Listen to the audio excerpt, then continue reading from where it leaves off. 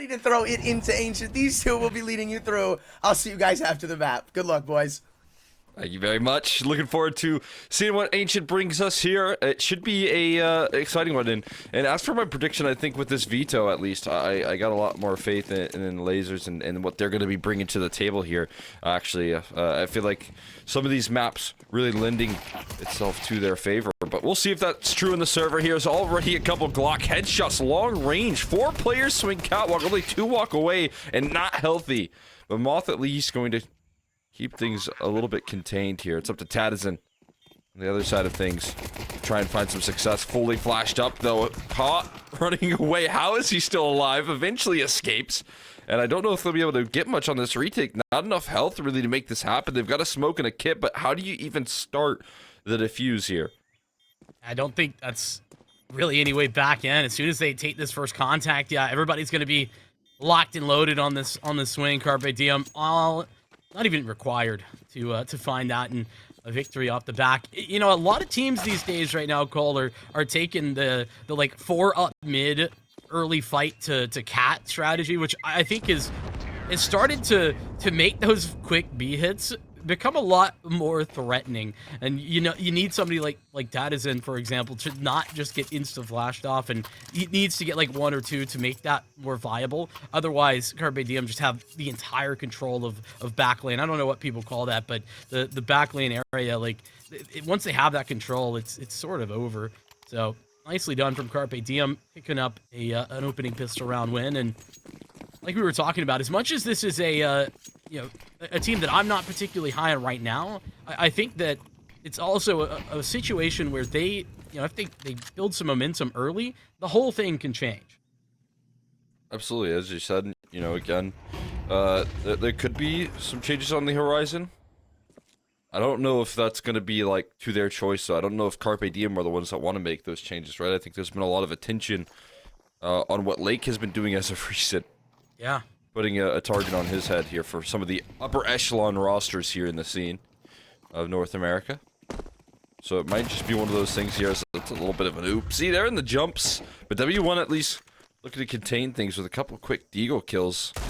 He's still kicking as well. One more could be massive. They're just not trading him until finally Tinder locks in a little bit more.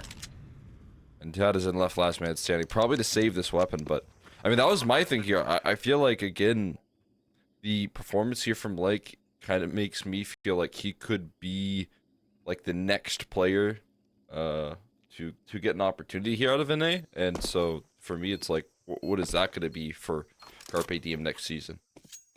That's a good point. Yeah, I do think you bring up the fact that there's a lot of eyes on Lake right now, and for good reason. I mean, he's been really good. But yeah, also I think fun point that Anthran actually brought up, and that I just want to retouch on, is that Laser have had a really impressive couple of showings against teams that are like right at that advanced level, but not had the opportunity to play up against teams that are a little bit better. And I think that having this opportunity, this is exactly the type of game that Laser could have an upset in. Because, they're beating Limitless, but that's with 2 subs. They're playing with Coastal. He's their coach. So I don't really count that too much. But Carpe Diem, like you said, they're a team that did make playoffs, even if it was just by a small margin into ECL. And now they're here having potentially a good game as they start out strong. Did Renan just get backstabbed at the start of that round? I think he got backstabbed right there. He's on 28 HP at the start of the round. Unfortunate. Yeah, he did, Landon. Same team, Landon. Same team. We'll actually do a little bit of damage here, more than I thought. I'd give him credit for. They're finding a couple of quick kills right there, but still don't know if it's going to matter too much here. We'll see if they can find anything else. I mean, to be honest with you, just another kill would be fantastic. I don't know that that's going to be super easy to find, especially Moth getting smoked off once again, but Landon's getting the heck out of Dodge. Save the Zeus. Save the Zeus. 1 HP Zeus. No, wait, it's not worth it. It's just not worth it. Why? Why save the Zeus? for the memes. I think we had this conversation about economy, where we were figuring out that like the bomb detonation just gives you more money when it actually explodes. Like, I think it gives everyone like 250 extra dollars. Everyone on Carpe Diem.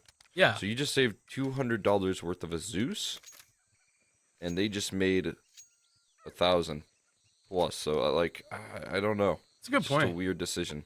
Good point, actually. I think there's a little bit of what would be the word, like power creep maybe would be the right like gaming term, but there's been changes and to economy. Not that that has been a change, but I think there's been like with this adjustment to CS2, people have like forgotten about like where things are located. But Landon's got an op and ready to roll. Escape should have been a problem, but Seb will go down. Runs in. Good for the refrag. Nade into the smoke as Tadison does well to grab another one. This is all falling apart for Carpe Diem as they pick up the pace, run down into A, and they've got nothing out of this. I mean, they had the whole squad waiting for them right there. Everyone around the scene ready to defend, and they sure are ready. So calling that one perfectly. A bit of a classic as well when you talk about like what your first gun round game plans are. Full run it down on towards that A side, I feel like is very common for a first gun round. So you can see, I mean, 3 players are in donut right now. There's not a lot Carpe Diem can do to get past this round when they have that much early resistance. So fantastic read right there from the CT side to shut that play down quick. Not only that, it's, you know, a couple of risky positions, right? You play that angle with the op and you got a rifler right behind. Things can go wrong really quickly, but nothing did. Everything correct as flashbangs served up. As W1 will go down and trying to take some mid control. It will be DM actually falling away from that as well. Don't want to overstay their welcome by any means, Cole. Getting that opening pick though, especially after how dominant Laser won that previous round, is a fantastic addition. Allows them some room to maneuver in a way they haven't had in the previous. Something up right there. Getting ready for some utility as they execute on him with that man advantage. They are going to start to toss things on in. Getting aggressive towards that site. Already doing so much damage. Connected on before they can even mount the defense. A spam through the smoke as well. Carpe Diem powerful in the 4v5 on the inbound. Break on through any defenders that tried to resist. And now it's going to be a pretty quick call to save. So, something really interesting that I noticed there was Maul trying to flash Tadison into cave there, like in the middle of that push?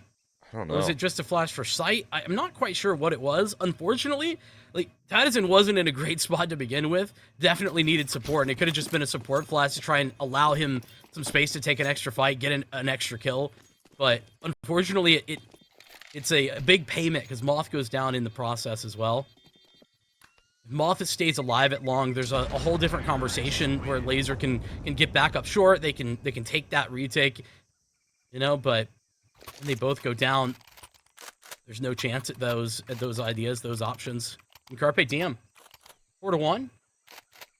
Eastside start on Ancient. They're looking fantastic, and it's not really been complex in any way. Nothing super fancy. I mean, tried for a faster A play. That didn't work out, so they go back to giving Lake some resources towards mid to open things up, and then grouping up in their 4v5 to get a good B exec going. Like the early game plan here from Carpe Diem. No need to overcomplicate. So again, go for some of this mid control here. This time, though, it's one out. Instead of losing those opening picks, they're finding it. 3 of them, in fact, and early aggression gets shut down. Landon on a forward angle, though, has let one slip by. Leg shot connects, and he at least gets out of dodge. Yeah, you can see the panic there in Landon's face when he realizes what's gone down. Carpe Diem tried to get aggressive once again. They took a lot of resources to get themselves to that mid fight, unfortunately to lose out. Taking a lot of liberties in utilizing the smokes to smoke off the Molotov that usually would stall them out crossing bucket. Everything like that. Carpe Diem. I can respect the idea to pick up pace a little bit because it's not like they've been slow, but they haven't really bullied mid in that way. Not the way they just tried to. From both directions at the same time. But credit where it's due for Laser. They deal with it pretty nicely themselves. Unfortunately, Carpe Diem stuck to save, and I'm looking at the cash situation actually, and well, they're gonna have money, but it's a little bit tentative afterward. Like they'll be able to walk into next round with a pretty much max buy, no op, but outside of that, Carpe Diem will have to be concerned.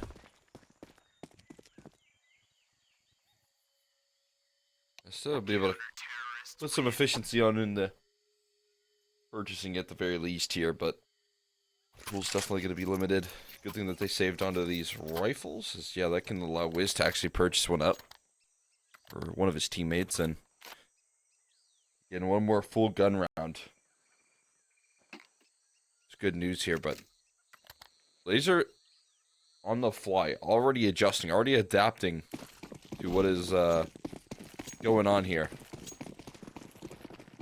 Being able to send some more resources towards this mid control, being able to win out on some of these duels.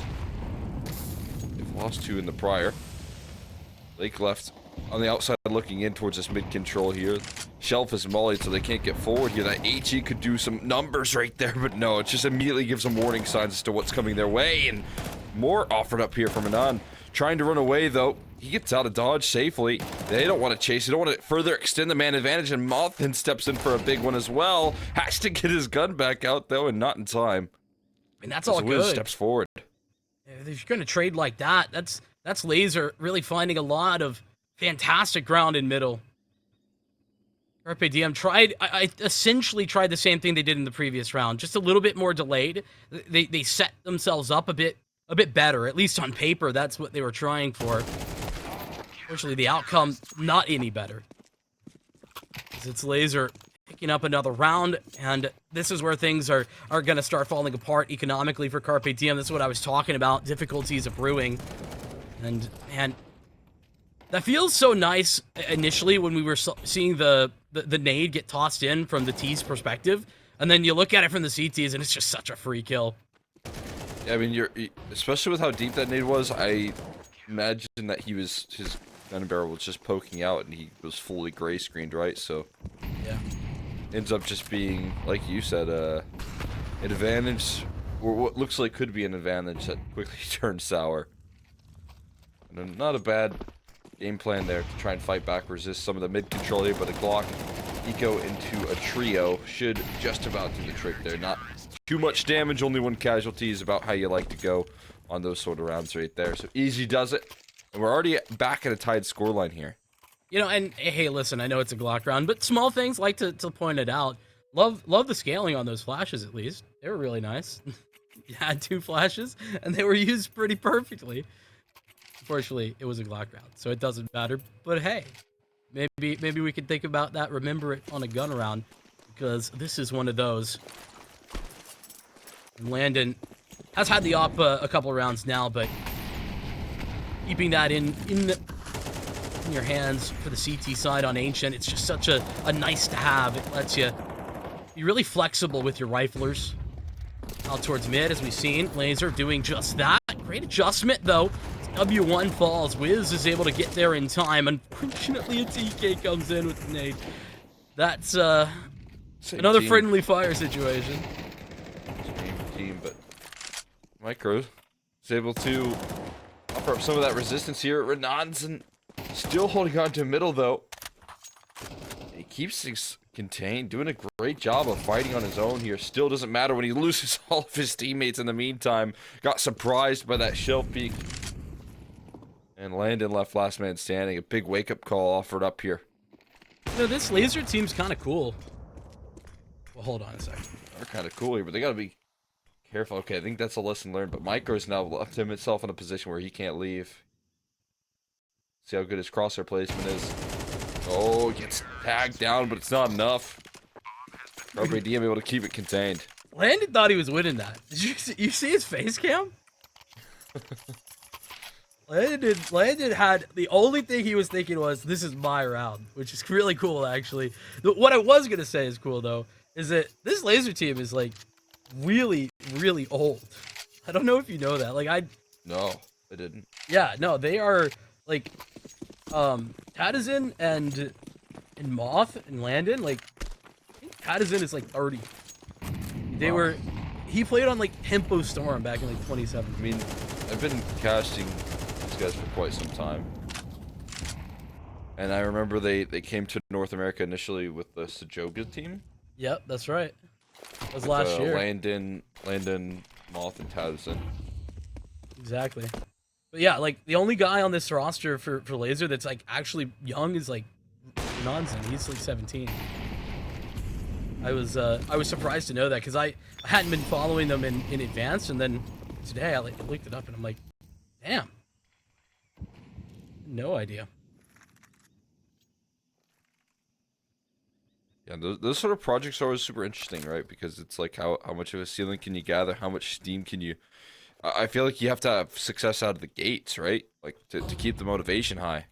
Yeah. You start getting any sort of sense of like, oh, this project is going to take a while to lift off. That can really take a hit to the momentum. So, I mean, that's interesting that you bring that up because I think there are some questions already about how this roster has been performing. Is there a chance to turn it around? So far into the site they go. Poor guy's life was made impossible there. I mean, he gets hit with the Molotov and the flashes are perfect to send him in. Gets a leg shot, but instantly down. He was the linchpin. I mean, this is still an approachable retake, or at least it was until that smoke comes in and they start to move away. But when Landon goes down, there's just nothing else that Laser can do. They're stuck behind smokes. Great utility usage there from Carpe Diem, right? It's nothing crazy. It's a standard V exec, but their timing and how they were swinging off of that utility was perfect. I mean, as you mentioned, you said it on one of those eco rounds, but I think it definitely comes to fruition when they have guns in hand. Their executes on that B side have looked consistently good, even when they have just pistols. So, I mean, as you said, what do you do if you're landing there with the op early on and you're going for a pick? Well, that's how you want an execute to go. Yeah. You want to make sure that your op opponent is feeling that uncomfortable. Not the first time we've seen that success come through either. A little bit more confidence right now, at least in my book, for Carpe Diem, the way they're playing on this T side.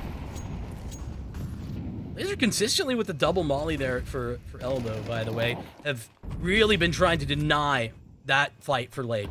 That unfortunately he's not been particularly successful in.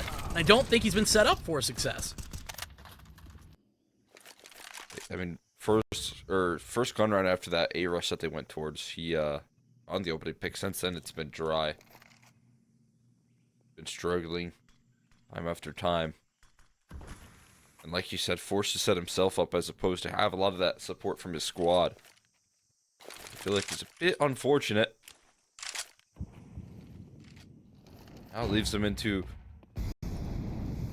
5v3 that they have to pull themselves out of here. Good utility to at least flush Renanzen, but he's been a player that hasn't been making too many mistakes. Will bail out, try and play this retake with the multiple man advantage that they have, and I like that idea here, but it could be one of those risks that can allow Carpe Diem to pull this one back together. I mean, Laser actually haven't been forced into a retake position almost at all. Wiz is going to need something. This one shot off. Oh, a little bit of a bait, unintentional as it might have been. Tender from Big Box is one of only two. He'll fall, and it's up to Micro, who will go down pretty quickly. And I said Laser not tested, and that is a test that they've passed with flying colors, Cole. Absolutely stupendous. Looking near flawless on that retake right there. No big troubles. I have a couple of advantages out of the gates, and again, I just don't think making any mistakes in that retake at all. I see the scoreline even out here towards the tail end of the half.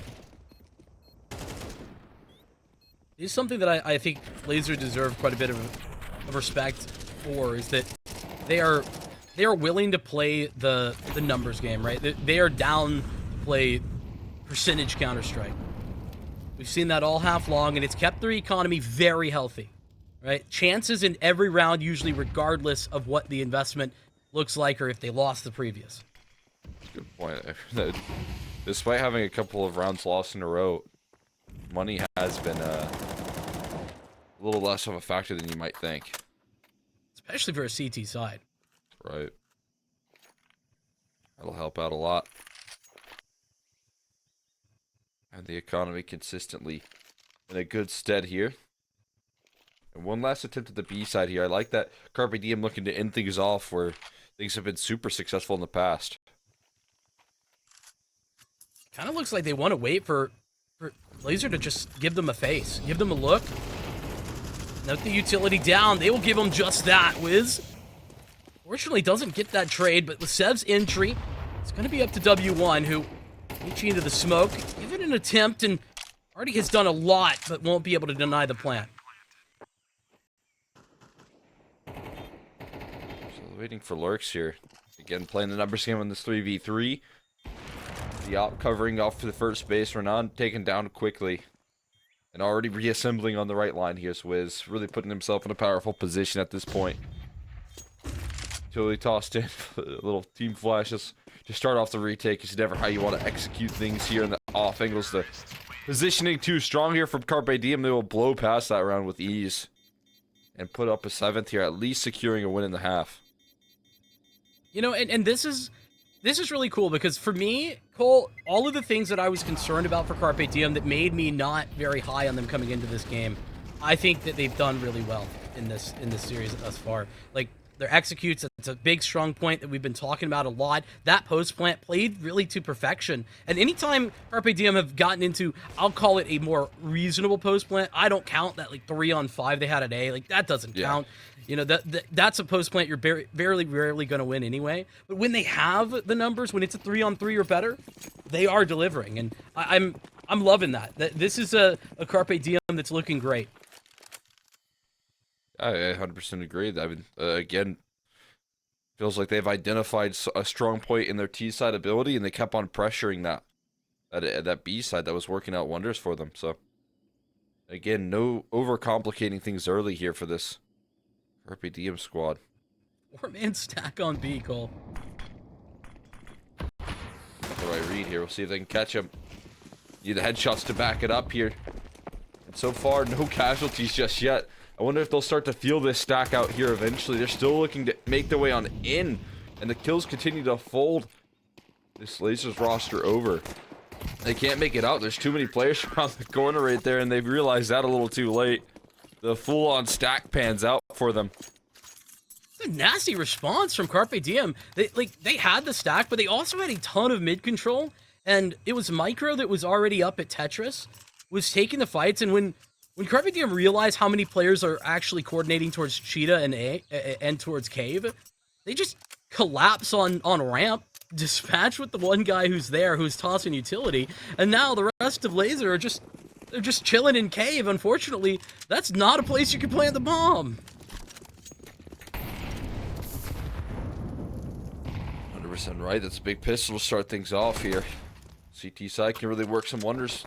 Not a force buy. It's just going to be some small upgrades here, and already it's found an opening for them. Yeah, it doesn't matter too much, does it there? They quickly respond. CT side floods the feed now, and a couple of casualties that you'll certainly be happy about. You know, take a couple kills with little investment. Make a little bit of your money back for investing in that Tech 9.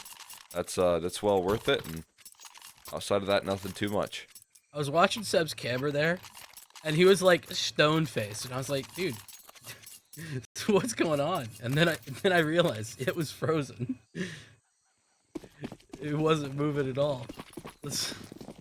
Oh, was it? Yeah, it's not frozen anymore, but... Okay. I was about to say, I was like, he looks super still, but it was that's frozen funny. for a sec. Oh, fun times.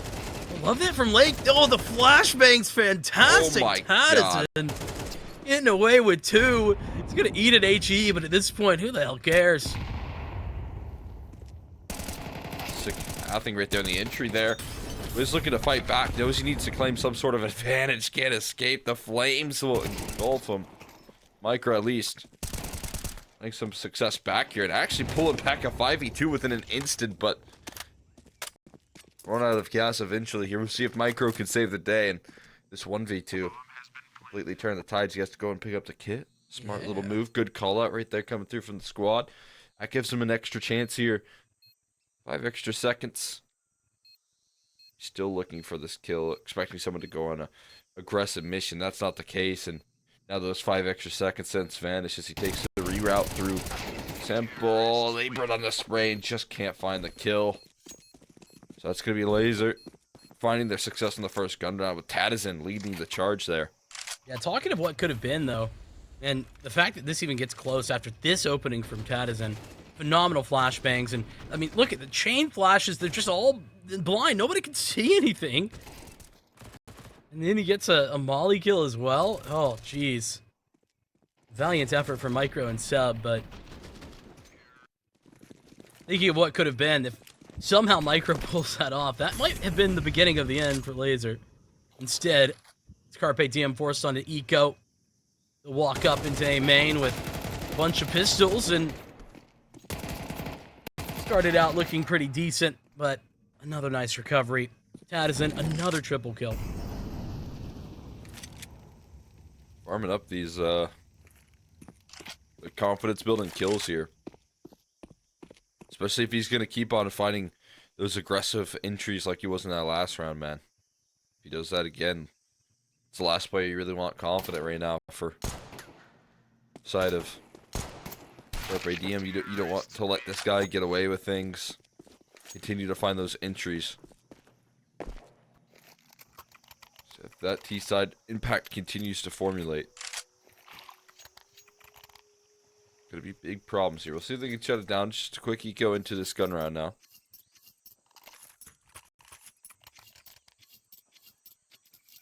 In Carpe Diem, it's hard to know like what adjustment to make into this round because they really haven't.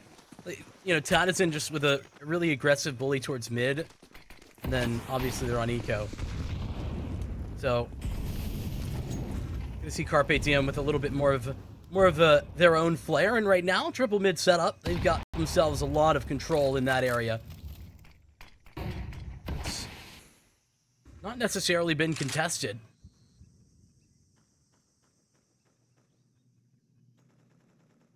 Deep door smoke as well for Carpe Diem. Opening 30 seconds of the round. They have the entire map to play with outside of A main. Problem is, they're going to run out of utility. In fact, they've just tossed their last smoke, Cole. Big problem here. That's a little bit of utility. Might make you feel like you need to get active. In some sense. Not always offers up big questions, but this A-side defense is still really strong. We'll see if they hold their own. There's some distractions being pulled here towards that B site. But you've got to stay full focused. There you go. Finally pulling the pin on some of this retaking of control on this B side. Tadizin is so incredibly loud about his positioning, but they still hold their own on this A side of things here. In fact, they hold strong. They realize they've walked into the trap here towards A. And now they have to reroute with 25 seconds left, and that B motion is not budged at all. Why should it? A site didn't budge, didn't falter. No need for the B site to do so either. And I really like how fluid Carpe Diem were in this round. Not in that they were willing to move, but it was their unwillingness to move early and then able to understand the assignment very well on B, right? They might all go down, yeah. After time? That's massive. Hurts a lot for Renan. Big. But yeah, not willing to budge when it mattered on B, but as soon as that utility goes out, understanding that, hey, like, we're probably not going to win that fight over on the B door retake. Let Lasers invest whatever they want in order to take it back, and Carpe Diem just disengage, only for them to still have strong positions at B and at A. Really like that, and I think some really smart game planning in the mid-round. Oh, and then Lake able to start this next one off there with some success. Still finding some trades, though, as quick as can be. And jumping up, Tadison does get caught, so Lake continuing to fight, continuing to swing for the fences, looking for his revenge from how mid went in that last half. And certainly changing the tides there in a big way. You've got a 4v2 and a full forced investment that they've got to pull back with 2 Mac 10s to really save what could just be this map entirely. Maybe even just a bomb plant could be impactful. It could matter a lot here. That might just be the space to do it. Right? Landon, gonna attempt to punch the numbers in, and yeah, gonna get it down. Absolutely pays for it with his life, but that doesn't matter. This is all they were looking for, Laser. But doing some quick math in my head, I don't think that's gonna give them, like, really the best buy. Yeah, I mean, the question for them, I think, right now is gonna be, do you want to force buy for the remainder of the game or until you win, right? Okay, we got our answer. Oh, yeah. That would be my answer, too. I love force buy. I think I might go for the save, but I am very much the paint by numbers IGL. See if they can get anything going here. I mean, it is very lacking here than just force buy. They're going to need to really rely on some mechanics. Some serious shots need to back this one up. And, oh, I think a little bit of footsteps being heard, but it doesn't matter when they're Tech 9's poking through that smoke. There's nobody on this A side, though, so a little bit of relief in that sense, as Tinder's still holding on to a lot of mid control. They've got a golden opportunity here to at least set themselves up on a post plant. This is the best chance that Tinder has, is just spamming through smoke. I mean, you're absolutely right. Bomb's gonna go down, and that's big in and of itself, but here's why Laser are postulated in this way. They're so aggressive in Donut. It's because they have no more post-plant utility. One flashbang between all 4 of them. And as soon as those smokes fade, problems are gonna brew. There's the flash to get him in, and jumping through! Moth and Renonsen win the duels. Uh-oh. Micro denied for the moment. Smokes are down, making life difficult. They tap on that bomb, not a commitment just yet, and there's no need to. There's still time to work with, but they're gonna have to get moving soon. It's Renonsen's done it again. Oh! Fuse. Woo. They're panicking. Just about. They're shaking right there big time. They unsure of what to hold and what to watch right there. 2 different angles. Donut being one of the best post plants you could ask for that game. Such a smart reroute here in this 4v5, and for Carpe Diem folding over and around like this, it can be frustration sinking in. It can be that panic of knowing this was your easiest chance to claim map point, and it's just slipped through your fingertips right there. So wait just a second. Blazers back in this game here from that round. They've got to ride that wave at this point here. Easier said than done, though. We're still on investments for the CT side. But there you go. Lake found out early. Tadison does it again, but a collateral from Wiz found 2. Can't escape, but still equalizes into the 2v2. But both players are already on the scenes right now. Both players here ready to go, ready to defend. Bomb going down. It's going to be found through the wall. Micro denies a plant, and that's going to allow potentially for the strike of the MP9. But Seb, he'll wait things out a little while longer here. And he might be right in doing so, because Renan is thinking about walking right through that smoke. And if he does, he could just be toast here. He's waiting for it to fade away instead. Who's going to come out in the favor here? It's going to be Seb instead. And they just get it around delayed right there. What a steal from Wiz with the collateral. And 7 Micro playing in the late round. I mean, this is brutal for Lake. Like, that's absolutely unreasonable. But then, like you said, Wiz with the saving grace, that double with the AWP. And I love that Seb, right, ready to make a play off of Micro, but as soon as Micro's getting the bomb planter, Seb's cool to just sit behind that smoke. I think that is the right play. And Laser back to the same situation, worse buy than they had before. It's coming to a Molotov, trying to smoke that off. It's back to A site for them. They really made a miracle happen last time. They're going to need it again. Well, I don't think they've exactly learned the full lessons here, but there's just less tools to win this round here. Mid lurk coming, activating. It's just not going to matter, is it? Not quite. Not today. Carpe Diem laying claim to their map pick here out of the gates, doing it in a confident fashion here as well. Everyone stepping up to the plate, everyone having their impact here. And Seb's looking mad chill about it right now. Just another game of Counter-Strike for him. The answer is Seb always looks mad. He does. He's never, there's never a, like he'll crack a smile every once in a while. Little smirk. Yeah, exactly. But I don't think I've ever on this map, but I'm liking what I'm seeing. And what about you, Cole? I mean, I know you were talking a lot about a couple of the individuals, but we'll make this quick because I skipped you last time. What hit you? I mean, I'll just say it quickly. I feel like Carpe Diem were able to win with a full team effort. Everyone was involved, and I think that's great news here for opportunity for Carpe Diem to close out in 2. Bye-bye, Anthony. We'll see you never as we hop into this next map. I'm looking forward to seeing if they can keep it up here, because like we have been saying, it's going to be really interesting to see whether or not they can put up much of a fight here on a map that they don't have any officials on just yet. Yeah, that's always a big challenge here. It's a 4-map win streak as well for Lazer. So it's not just that Carpe Diem haven't been, playing Dust 2 officials recently. It's that Lazer has been, and they've been looking good. They've been murdering Strife on this map, actually, a bunch of times. A lot of control, though, for Carpe Diem. They've already pushed through A. Though, there is still, like, an A player on that side of the map for Lazer. Lake's actually looking for him, but it's way too late, my friend. It's already passed. This is a bit of a wild pistol round with how much space that Carpe Diem got off the rip. You have a lot of ground here.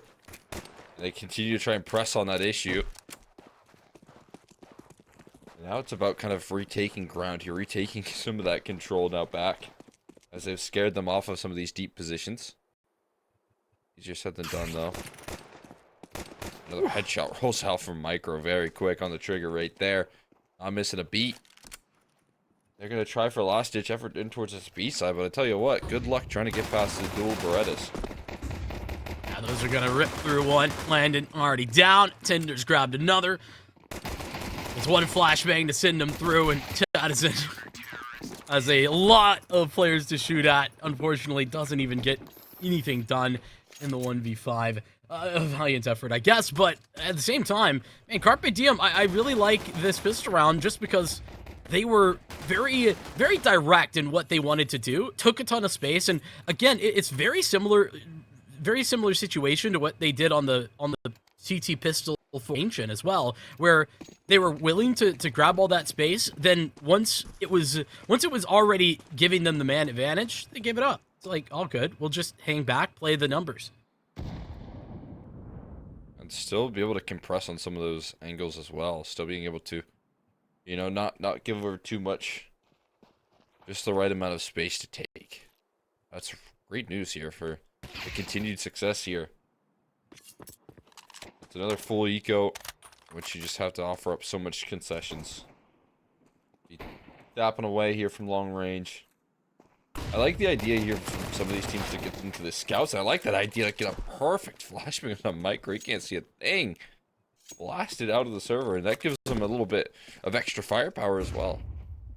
And just gonna have to be precise, and that certainly is. To Addison ripped apart. There's nothing much more that W1 can do. Wiz is coming in for support. The bomb is down, and Renan's got the scout.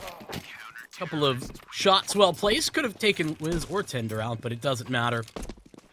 Wiz will convert what is a double kill for him. Tinder on 3, and I think that a point you made, I think Anthron mentioned it as well, but Carpe Diem, it's not the entirety of the problems they've had, but I think there's been a lot of missing individuals over the course of this past ECL season. Not everybody showing up at the same time, and the fact that everybody is showing up right now is really huge. 100%. It's a big deal here. I mean, it didn't even feel like definitely had some impactful rounds, which again is usually the player that I give a little bit more credit to on this squad. It wasn't just him that was thriving, succeeding. It was really just everyone having good moments. See if that keeps up here. Wait a second. There's 2 smokes up. What just happened to Tinder? Poor man got deleted on the back of plat. Blasted. Didn't say East out. it didn't say it was new smoke, but it was like 2 smokes up. I don't know what happened. It's crazy. Maybe the smoke bloomed.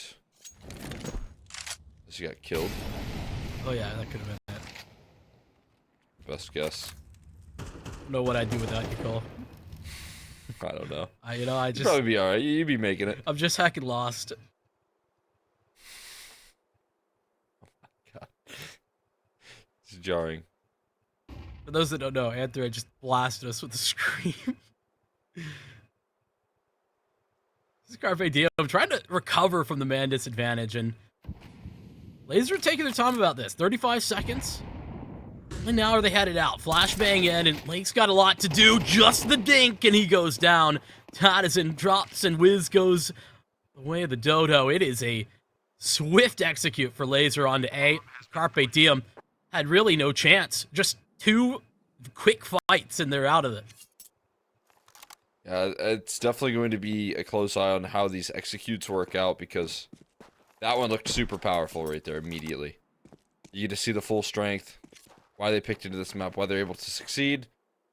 Find an opening pick, and you get that catwalk execute off. I mean, I think anytime a team is able to comfortably get that sort of catwalk position off, and you don't have to face an op in a tough position, or you know, multiple players on a ramp defense, like your strength becomes so much more powerful on that P side. So prime example of how good things can go right there.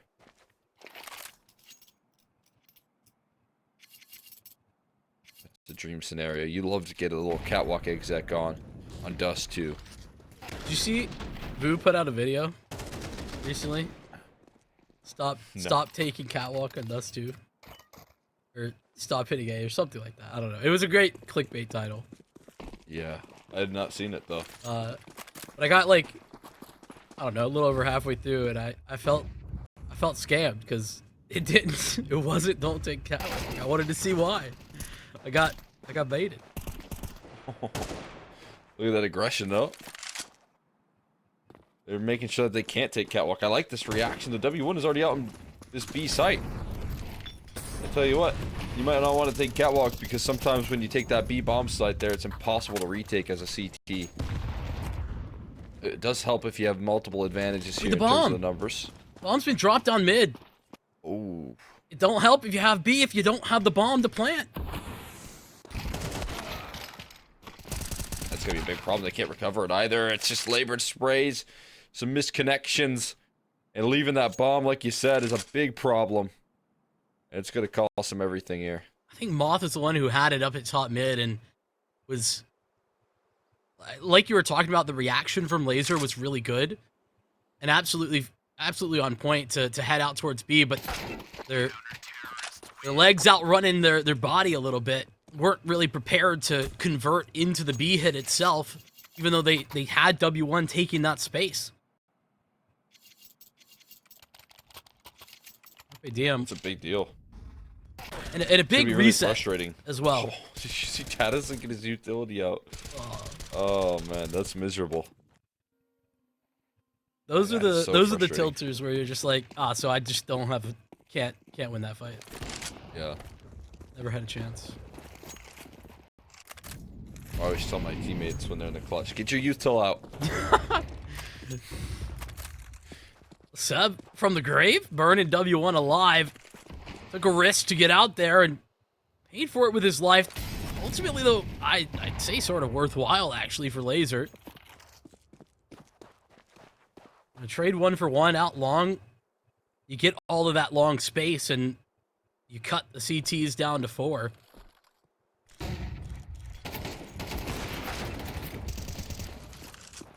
Able to get up catwalk again here this time. Like also pulling through on the catwalk play as well, and Landon with his op from Car still having impact here. Still finding ways. Try and save this round. Wow. Getting a little too complicated, although blasted by Micro right there. And now trying to work in this 2v1 Renan opportunity. He's spotted out. Now he has fights on a couple different fronts. They're just not giving him an isolated duel here, are they? They're going to swing together to ensure, at least in the worst of scenarios, a trade, and that's exactly what they find. You know, a lot of the mistakes that we talk about a lot for North America in those types of 2-on-1 scenarios, Carpe Diem are doing a phenomenal job at ensuring don't happen. It's a good example of it. This is another round that could have really fallen apart. Wiz caught in the open, but Micro, I mean, insane kill. This right here, absolutely stunning. It's a reset for Laser. Their Econ's in the bin. Nothing but deagles. Nothing to work this round. I mean, this is going to be a pretty scary start here. Talking about finding your footing on a map that you have to respond upon. And as we said, I mean, not only is this a good example of what this team can do at the peaks here, because Carpe Diem's that perfect team to test yourself against right now. That's one way to crack it open there, was continuing to fight. Again, we get to see a molly kill comes after the death. But now Micro picks up the AWP and starts using it as well. Maybe should have stuck to the rifle. He got his. He did. I don't know why I chose violence there. Micro didn't deserve that. He's a nice guy. Tinder. This is a nice off angle from Tinder as well. Doesn't get the kill. Lake's the one to grab it over from A, but Landy can rip one more head off. We're talking about a pretty effective round, but Seb's behind him. And Carpe Diem keep their losses at a minimum to 2, which is pretty much what you'd like to see. Up recovered, back over into Wiz's hands. Again, it's going to be tough to kick off here. Fantastic start so far from this Carpe Diem squad, looking to keep that trend for as long as possible. Lazer's pretty successful out long previously. Wiz will get the one. Unfortunately, Seb sticks around a bit too long and pays for it with his life. Wiz able to reposition, though. And it's a bit of a repeat. Only Wiz the one stick around. What? That's unfortunate. Caught right there. Tough times for Micro there. I feel like this is a map that I've seen, like, it's like one of the specialties for Wiz. So to see him back on this map is kind of exciting. Hopefully it builds some confidence. Carpe Diem had been put in a really tough spot, though, with the mid player that was kind of lurking up at about like 120 going down to land, and long control lost. They had to take some risks. They walk out of B into tons. They get full tons control. All that information for Tinder right now as he's at Xbox. And still, Laser not so interested in making that commitment until now. Run boost out for Landon. It is going to have to be up to Lake and Wiz on this A site.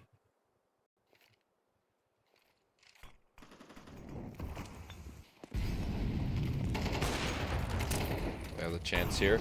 There's Tinder starting it off. They're burning in the flames as well, but Lake can't find anything further, so it's up to Tinder here to do it all. He might be able to die. 10 seconds left, you're exactly right. He's going to get a jumping shot through the... Well, no, he's not planning safe here. Tinder gets it, and he's out like a ghost. He just made it around the corner. Tinder saves the day. Carpe Diem win the round. Through the clock. That is unreal, man. I thought they were going to get him on the way out, but no, he just escapes. He gets into safety here and steals that round away. And frustration going to continue here for the Lasers. You gotta wonder, because Tinder's tossed a Molotov. That Molotov goes in, so they know, like, somewhat where he's located. I'm not sure why you don't just go for the safe plan if you're Laser. Especially if you got 3 players to play coverage. Yeah, I mean, maybe in their brain they're just thinking that smoke is going to do all of the heavy lifting. I mean, it Smokes could are have. at walls. Yeah, that's.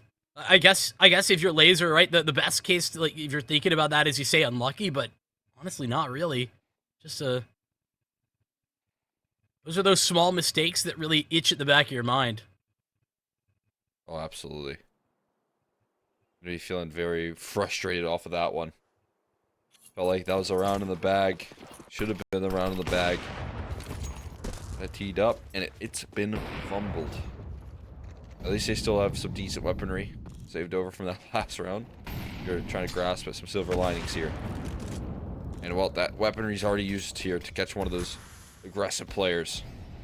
I mean, this is something that Carpe Diem have done a lot, right? Getting aggressive in tons has been something that they've gotten away with all game. I do think it's about high time that Lasers dealt with that.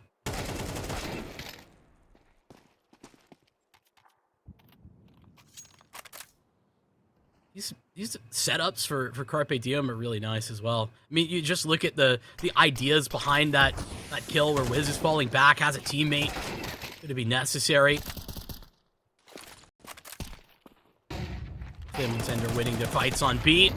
Montes dodged the utility initially, but oh my goodness, they were coming for him. Molly nade flashes, it all goes through, and he's dead.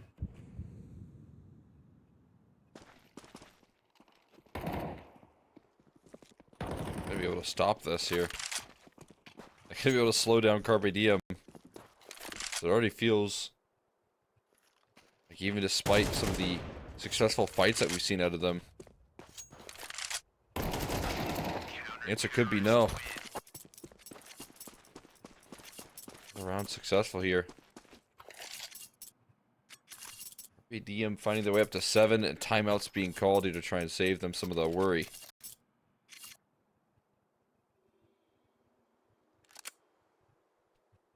You know, the tough part for me is watching this even from the outside. I don't really know what the right adjustments are for Lasers.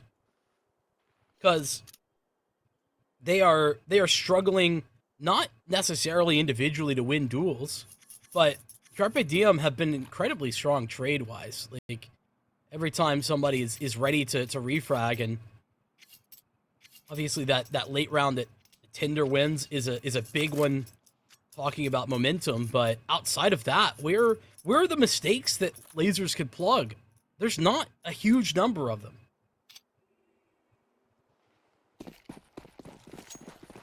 I think you're exactly right. There isn't a massive weakness outside of maybe feeling some of the pressure here. Map control has been a bit of a struggle, I guess, in a certain sense, at least claiming it cleanly. They've never been able to really have an opening pick outside of that last round that has lasted all that long. At some point here, things gotta change, and they just don't look like they're showing any signs of stopping right now. Util for a B exec right now for Lasers that they're waiting on action, but whatever the trigger, they have the smokes to do it.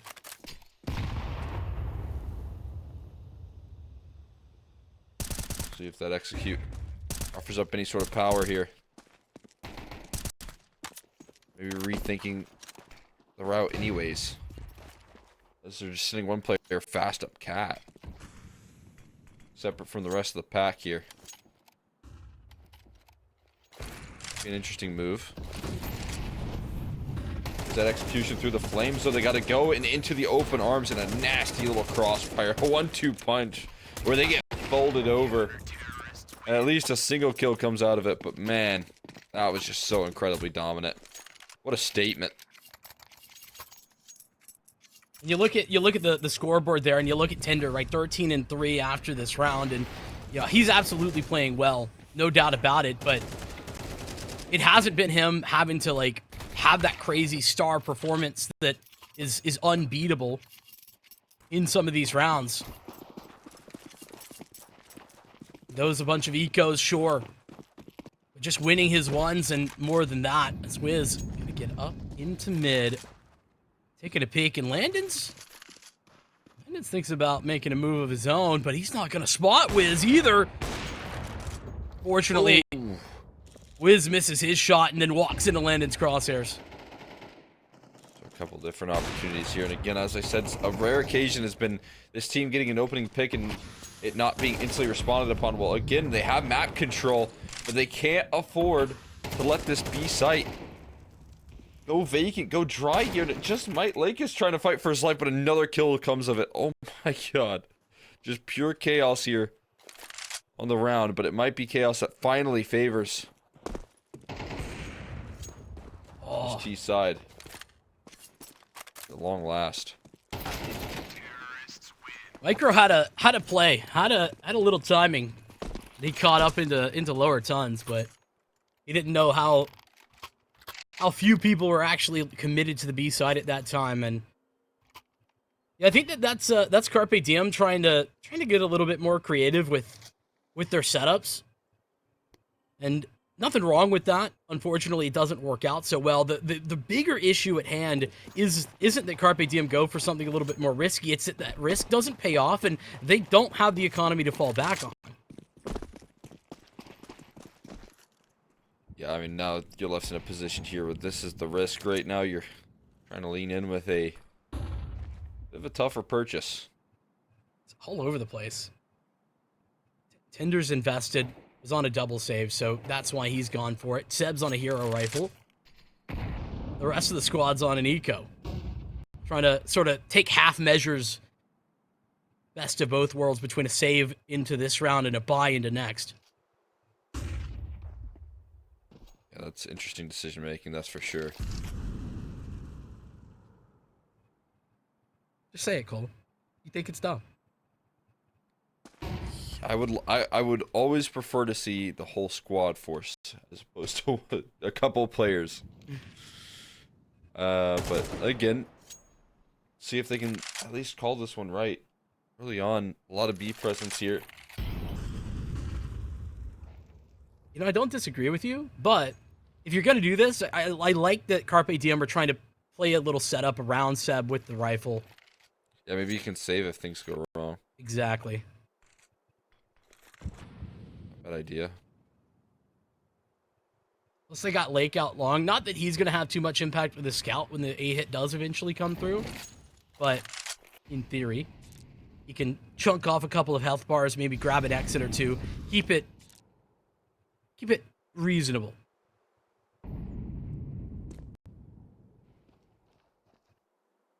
It's going to be a safe access for a bomb plant, free control in that department. Again, save coming through here, and I guess the rest can also try their luck with a save. Maybe if you can find an exit as well, that'd be nice. Oh, they grabbed one. Yeah, they've got a lot of players there, kind of right in position to play for that. Wow, Jeez. Nice shot.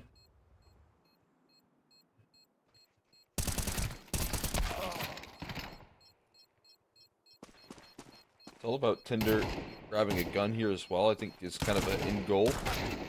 And he's doing damage, but yeah, I can't keep on testing the waters.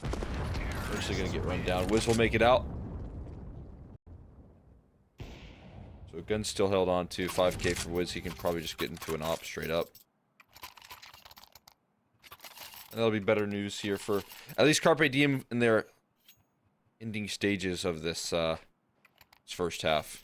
Get some fight in here to the next. Extra cash, though, for Laser, and they're going to go double op. Yeah. Why not get all the ops out? Give him the old Fnatic. Yeah. Well, not all the ops, but one of those ops taking some damage. How did that... That nade is so ridiculous that it did nothing. I know he just stepped behind the side of the pillar, but... It looks so good.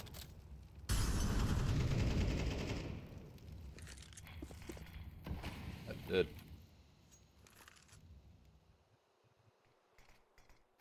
That's Counter-Strike HEs for you, to be honest.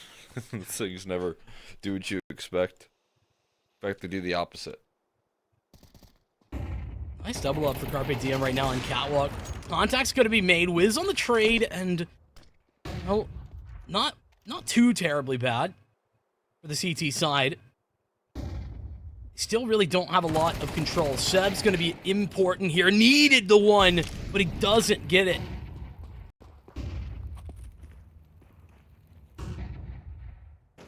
It's a big missed opportunity right there, although still opportunities and equalizer found there from Wiz. And oh, so close to clotheslining him on the cross. But the site could be claimed here. Looks like it just will be. Great Molotovs to offer up further coverage. A little late boost. A little too late to at least deny a bomb plant, but safety found on the site for now. Wow. And Moth finds a big one onto Wiz, deleting him and catching these players trying to jump, shoot him. That is desperate. It's just not going to work out for them. So we've got a little late resurgence rolling through here for this Laser squad. They can just about, you know, turn things around here and make more of a case to say, hey, we're not out of this game just yet. And it all kind of starts with a really aggressive posture from Carpe Diem up mid in that one round where they end up losing because of it. This shot from Wiz, and then they have to eco. Have a little bit less to work with, and some missing pieces. Some of that good fundamental CS that I've been really praising Carpe Diem for all half long, missing in that last round of the half. You know, and I think mostly due to Carpe Diem having to work from behind. Seb was set on an island. His role difficult to begin with, and he couldn't deliver. He was asked to do a lot. Picks up 2, but the rest of his team pushed out of the round into the pistol. Had really good pistol success already, and it looks like that could continue with how things have shaped up so far. I haven't been folding over on these pistols, although Tadison will strike back. Offer up a little bit of relief here. 4v4 now, an opportunity, but Wiz continues to crack things open. Long range with his Glock this time. Still closing the distance, goes for another kill, and that might have been just a small overstep that could cost him dearly, as W1 has 3 kills. Feels like a failure to communicate right there, and it puts it all in the back of Tinder. And he's handled with ease. It is that small little overswing, I think, from Carpe Diem, especially when you had Lake on the P250 armor. There's just no need for your Glock to be taking that fight up long. So I will say very precise shots from Laser in this round to bring this back. Watch this. I mean, there is just a couple of opportunities for W1 to hit those shots, and he does it beautifully.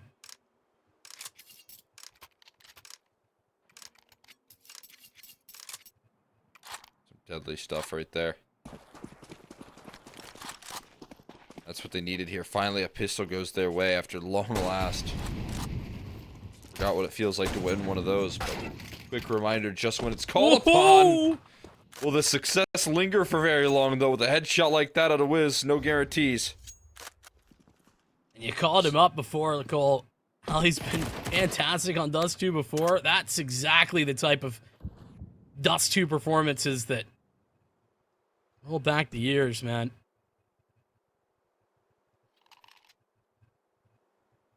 Been so long, right? But you never lose your touch, I feel like, in maps. If you're confident on it, you're confident on it. Especially when they don't make any changes. Right.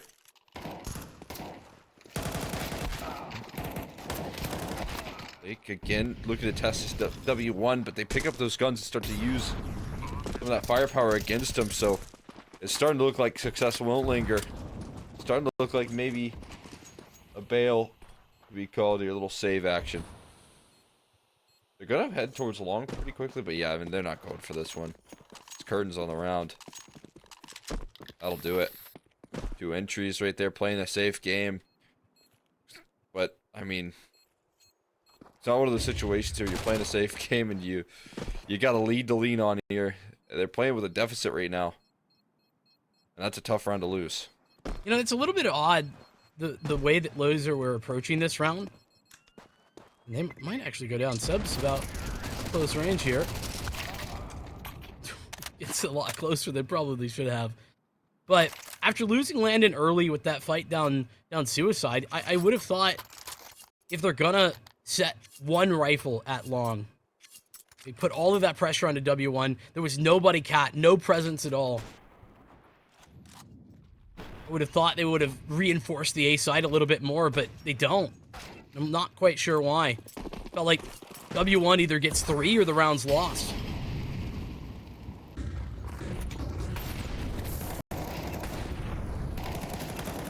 That's long plays here. There's a lot of resistance here on the defense, and they handle it. Full on aggression. Or just leaves Wiz last man standing. He doesn't last too long either. So a pretty comfortable way to seal that one in and reply quickly. So well worth the save if you're going to come back and instantly reply like that. Instantly strike back, shutting down that long aggression.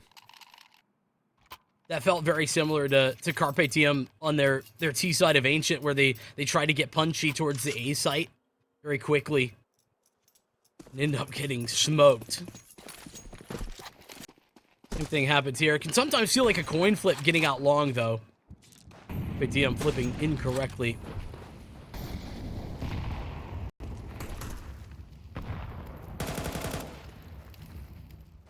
That's fantastic. He does it again. Crack things open and put a lot of pressure. Taking dry control and just wielding some of that firepower that this roster has. Some of the aim that they can bring to the table showing up on Dust 2. Now they've got a lot more attention drawn their way, though. So more tests continue to be asked here. Wiz looks like he has the idea of where this player's playing here, but W1 still catching some surprises. Able to avoid the shots for so long, but not too long. As he gets run down and another casualty here. Hoping that they can offer up more resistance here, but they keep on falling. It doesn't matter how many players you have on the scene.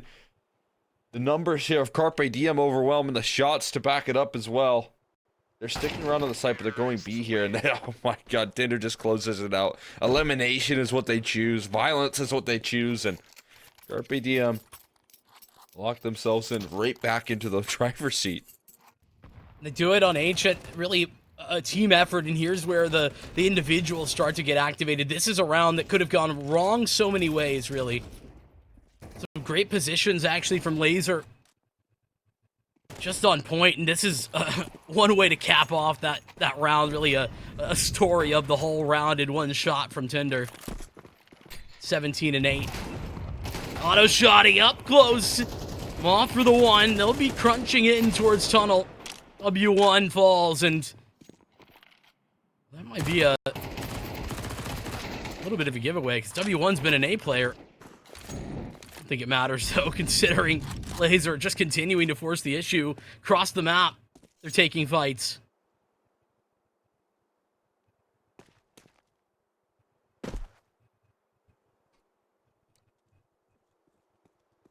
You know, win those fights. You're not over, though, because, I mean, 3 players on low HP makes that scout feel like a more effective op. So this one-shot kills can come through here, but currently on the wrong side of the map here. Now it's going to continue to take space, but it all just depends on how far he wants to go, if he's going to flank towards long or if he's going to flank towards B. Right now the answer looks like he's got the right idea. He used the utility as well, so if that smoke lands towards CT, it might cut off the access to vision. But that buys valuable time for a flank to formulate here. Land in. Inching his way forward. Missed the timing right there on the initial aggression. But again, there's that fast long flank. Seb just chases that kill down. Spots at the last as well. So now Renant, he's got to make this work here with an MP9 and long range duels. How do you get away with that? Flashbang good. Connection's not there just yet though from Wiz. Still fighting here, still sticking around. But again, keeping their distance. They've split up completely, though. Oh, no! A bit of a misstep, but it's a 10-second defuse. And look what Tinder's just done. He's going to keep his distance in the most literal form here of taking that long position. And a surprise, and eventual headshot rolls on out. Carpe Diem keeping themselves safe. Away from the force buy, away from the panic of a late round situation going wrong. That's a big one to take away. I mean, again, it feels like it could just be the closing stages of this game here, where I already saw a force buy coming through before this replay even started, so they're just going to keep trying it. Lasers are running out of rope very quickly. Tarmac's coming at them, and yeah, this feels desperate. Obviously don't have a lot of good options here. Wiz loses track of that spray as the flash is perfect. Everyone has the single rifle. Landon's got the scout, and he's got Seb down and out. Tadison's going to continue to move forward. This is another freebie given over. And Tadison, oh my goodness, what is happening? You can see in Micro's face, he's asking the same questions. And they're in your spawn. Tadison is in your spawn. Should have heard Tinder hears him, so it's a fair duel, but headshot angle, you would think Tinder's going to be favored. No, Tadison just shuts that thing down. And a ferocious start to this one. As I said, it could have just been them running out of gas here, but instead, they fight back here. They're ready to stay alive for a little while longer. I don't think Carpe Diem were anticipating a buy there. I don't think so. The way that they were fighting, I don't think they're very lackadaisical in just about every fight. And double up HE right there. Lake learns it's a tough lesson. Already aggressing. Moth lines up so much here, looking for his ace, and of course denied. Lake gonna not let that slide, but Addison right behind him to ensure victory right there. And it's gonna be a quick clawback effort here from Lasers, as now they've got tools, now they've got firepower, and they've broken the economy here of Carpe Diem. Yeah, and a fallback game plan as well. With that incredibly clean, this ray down from Moth, that's 4 players surviving. That's them getting a chance at a round where they're going to have that opportunity, considering there's pistols on the other side as well. After getting sprayed down at top mid, Carpe Diem come back and think, well, you know, let's give it another go. This time Moth still up close. They're not going to check. Moth, how many do you get here? 2, 3 for Moth before going down. Tadison will find a refrag before Tinder can regather the gun. And a man on a mission to damage deal. Bomb on his back, too. No armor, no nothing else. Economic damage, still having a little bit of impact here as well, so well, he is able to find a couple of kills. It's nice. He shouldn't be shut down here at any time soon. Missed op shot. Gotta be careful, Landon. They're not gonna go for the repeat here. So just gonna keep that B site safe and sound for now. They got all the bases covered for the most part. And there's that Tinder swing. That'll do the trick right there. Just that quick clawback that you were talking about, from 11 to 7, where it seems a little bit out of reach. One round from map and series point for Carpe Diem to Lasers having themselves a recovery with 2 rounds required, and it's really just 1 because Carpe Diem, well, I guess dependent on the bomb plant, but Carpe Diem not exactly perfect if they're going to continue losing. Double op CT side now.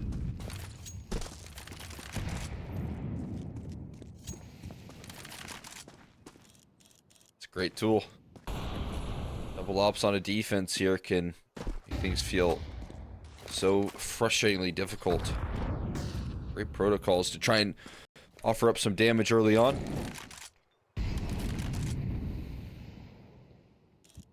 Doesn't actually find success, but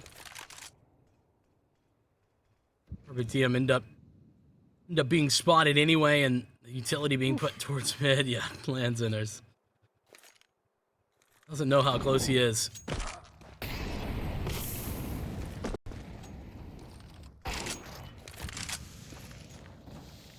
There's the kickoff right there, and oh boy, landed finding multiples. Not stopping at 1, taking 2 down with him here, looking for more. Tough shot on the 3rd.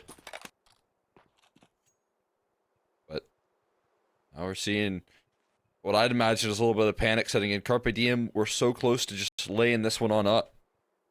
Felt so straightforward. And then they get surprised by a force buy. Important trade. Moth with his AWP out as well. Actually getting caught in the flames right now in the open. He's got to connect. He misses. problems arise here. 18 seconds left of time still to work with. That Landon has the cross cover. There's still one on the site proper, and a flank formulating. It had to... all the stars had to align right there for them to save that round, and they just couldn't get enough lined up. So it's going to be a one-round ball game at this point here, and Lazers have done a lot of the hard work to come back into this game. Yeah, that's really nice from Landon.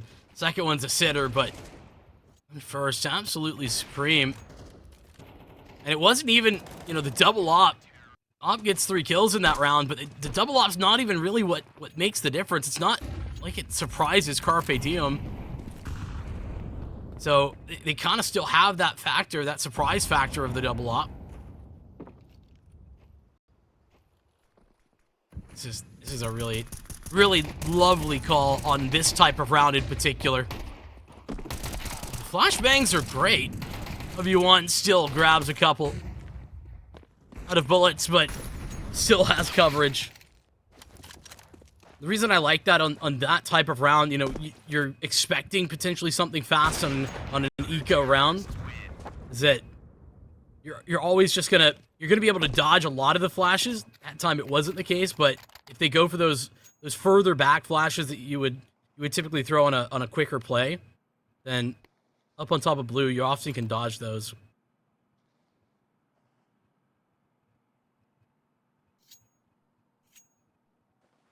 Also just a kind of a unexpected angle, getting spammed down before they even push past that smoke. Not a bad idea, but we have got ourselves a real game on our hands. Double up on aggression here. They're looking to send this one on in.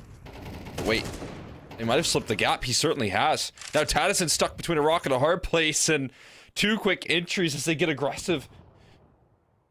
They get punished. Taking 1 casualty in the form of Micro, but having a man advantage for now and looking to test the waters. They've already done so much damage towards that B side, it feels like a slam dunk to head that way, but they're heading towards Catwalk instead. At least that's where some extra resistance lies. It's not a bad idea. Moth's been unstoppable this second half especially. He's the big powering force behind this comeback in a lot of ways. But on the op, this time instead of the rifle. It's not yet clear if Carpe Diem are actually going to commit to this. Well, now they are. I think they have a free look, but no, they don't. Smoke late, but they've already given up something in order to take that space. The flashbangs to force back the AWP. The cat plant coming soon, but from a 5-on-4, now a 3-on-3. Oh, Lake sleeping. Taking a quick nap right there, and he gets dealt with it. Now a chance for Wiz to pick up back his weapon of choice. He'll use that against him. It goes back to the AK, though, interestingly enough. There's another player towards long. He seems somewhat unaware of that fact. He could get caught on the side here, trying to escape. Bomb is planted for Catwalk right now. He's got a teammate, and that's tucking towards Gandalf is going to help out a lot. 10-second timer already ticking here. So time already low, but utility's out, and that's going to do the trick right there. Wiz with 2 finishing kills to lock that one in. And the bomb blast not avoided. They both go down. Everyone in the server falls, but at least Carpe Diem give themselves 1 shot here at series point. Yeah, but that rare situation where it's going to be a better buy for the CT side after everybody falls. Phenomenal round from Wiz, who has been good all game. You called him out early, and he's delivered every time.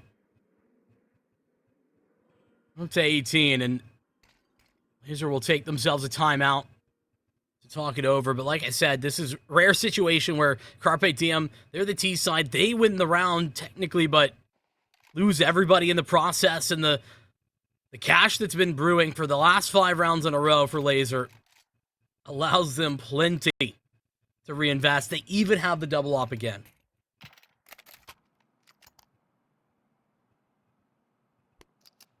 Good news. At least for the chance to fight forward here. If you're Carpe Diem, you want to avoid overtime. You've already let this one get close. We're a pretty big advantage. We got Micro on the scout. Looking for quick connections. No luck in that department. No tags or anything of that nature.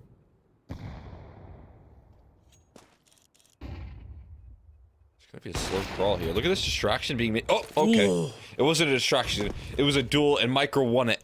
So that's an opening pick right there and an opt down. They're going to look to speed this one up and towards a mid to B here, where Renan's the only one standing. He's the only one ready on the site here to go. There's no one else to offer up resistance. There's no pressure from tunnels, though, and it does cost them pretty dearly. But it's a man advantage to B side. Laid claim to. And we know how hard it can be to crack through on this B side. Once you've got the post plants established, you got to lean on having low HP here. And these zoom-ins not quite registered. I don't think they've been heard, but look at this. Position still strong. What a kill from Landon, though. Will you expect another one to be in that exact same spot, though? That's a tough ask right now. There's not a chance in this world. I mean, he even had a molly. There's just no way you expect that, Tinder. It's a little bit scary on the spray. And W1, he knows where they're both at. The adjustment, he'll get it done. There's a kit in hand as well. And I think he's got it. Unfortunately, Tinder unable to deliver as Lasers push it to OT. Oh, man. W1 getting so loud after that one. How did that one go so wrong? Your brilliant crossfire started up. That's multiple shots to the wall right there, but again, this sort of hold coming through. Renanzen making it possible with the amount of damage he does. Here's this finishing blow from W1. Tinder with that Galil jumping up on the box. That's how it all happened right there. He's going to be kicking himself for such a good game. He's been playing flawless up until the point where it matters the most. All he had to do was hide there with the time so low, too. I mean, so many different decisions could have been the right one right there, but he misses out on an opportunity to sink that one on in once again here for Carpe Diem. That's where you become your biggest enemy, because you know it doesn't matter how supportive your team's being after that. You know that you're the one that absolutely screwed the pooch, and unfortunately, just gotta reset, walk into the next round, go OT. It's gotta feel like some frustration sinking in there big time. Here's again opportunities. Renanzen just gives it a little jiggle right there. Doesn't overstep. Pull up still in play. They gotta have some utility to get out of that tough spot. Well, that'll certainly help. Been a little careless on catwalk of Carpe Diem. For how consistent Lasers have had the double op, it hasn't been respected over on A, I don't think. But in overtime, with all the utility, everything you could want, I think that can change. Yeah, look to maybe drop here in CTA. Oh no. Bomb's positioned towards long, so probably not, right? Gonna be that A-side play here. Looking to see how far they can scale up with these smokes, with this utility. Towards the site. Making Landon's job very difficult right now. But already an opening, making a double there. Lake just cracks on through. They've got a long lurk. They've got a bomb solo up catwalk. And they flood in this round here. They overwhelm in this round. It's the catwalk prongs that get the job done for the most part.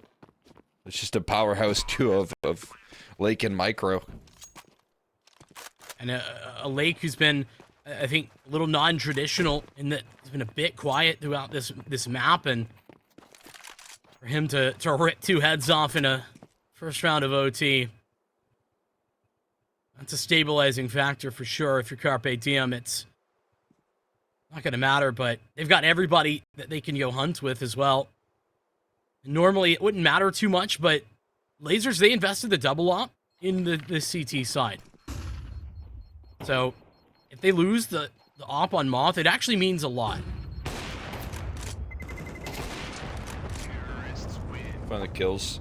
He's not going to be able to survive, though, is he? He's going to get hunted down. He's got to fight for his way out. And now, just not a chance. Overwhelmed. That double op is again, like, the only real way, if you continue to try and invest into that, where you can face some problems in terms of the economy. It could be a big deal. So, I mean, they seem to like it. And who doesn't like a good double up on the CT side of Dust too, right? I mean, that's true, but I don't actually think it's gotten as much value as it could have. There are a lot of rounds where, like, they could have a setup towards car. Like, I mean, honestly, like they did this last round where it didn't work, but Yeah, I mean, honestly, it's been Landon who has been doing a lot better work with the op, which makes sense, right? Yeah, I mean, he's your primary. But hey, Alt The does point, have 24 kills, so I think, point that I'm making there is, I think setting Landon up a little bit better would be worth not going for the double up.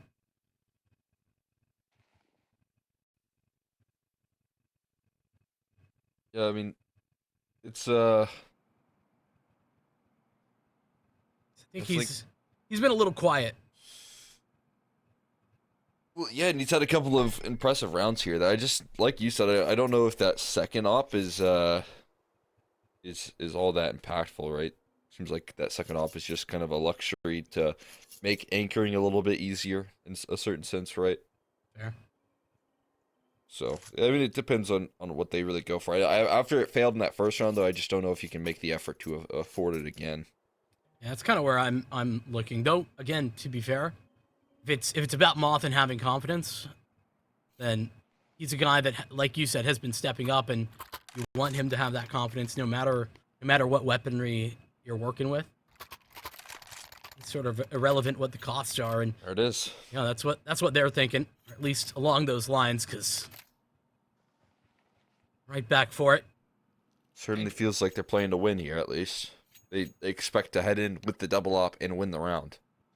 Well, and that's the only mindset you can have, right? If you're not having that mindset, you've already lost the game mentally. Yeah, I mean, at this point, you know, if you're gonna let this round slip, though, that money's gonna be a factor for Landon and Moth. You know, still could potentially get some drops comfortably from Renan and maybe Tadazin, who will still have some money, but it's gonna leave your third round here. If you lose it, whole different story. So, like we said here, that's where we talk about like playing to win here. They are coming into this with that right mindset, at least. Just don't lose for it. Really simple, man. Like you. That'll There help. we go. Hopping whiz straight off the perch.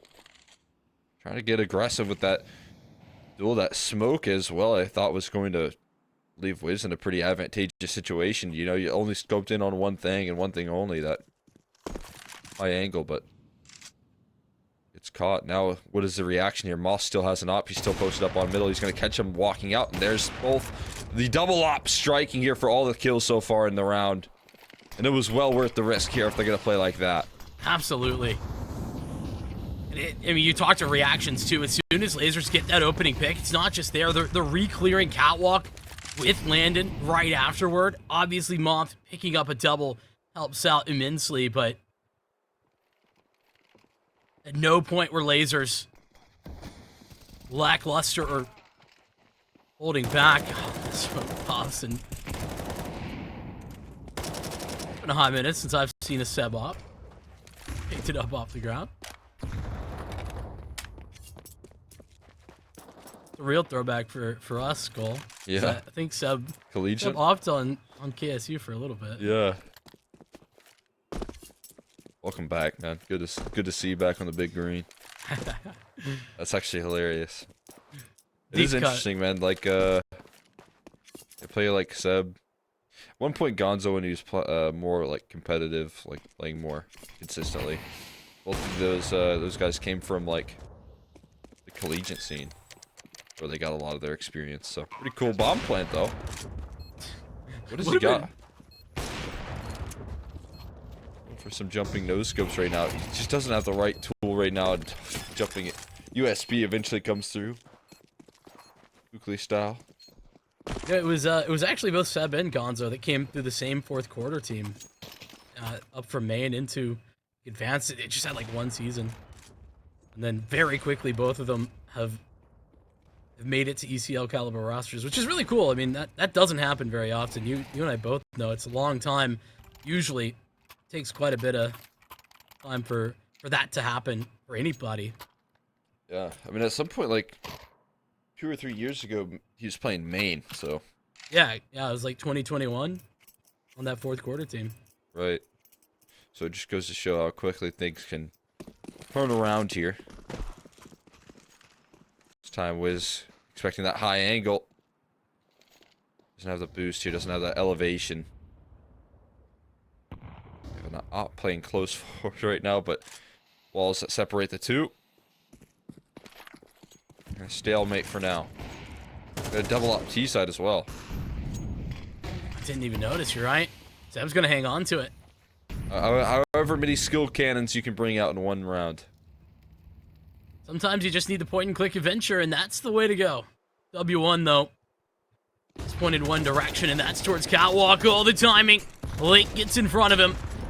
And Lake could have been a chance to take Tadazin as well, but the Molotov covers off the refrag. Down low is both Micro and Lake, but victorious in the trade. Yeah, Mollies and multiple HEs toss their way to make sure that that exchange doesn't go as rough as it could have. There you go, Ops trading back and forth. That HE is going to do damage. Not enough, though. Tadazin left close to this wall. Easy pickings right now. They're trying to trade, and it will come through eventually.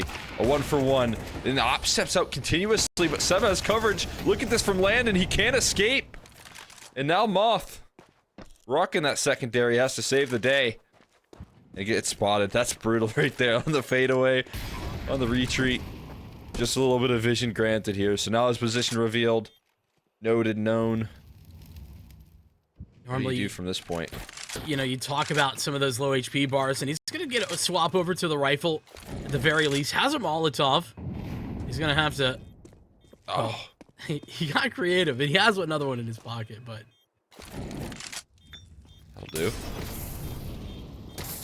Actually, he's tagged the high health player. Micro's not letting anybody in. The doors are closed for now at B. Carpe Diem have the lead. They'll get another chance at this thing. Couple of rounds on their T side.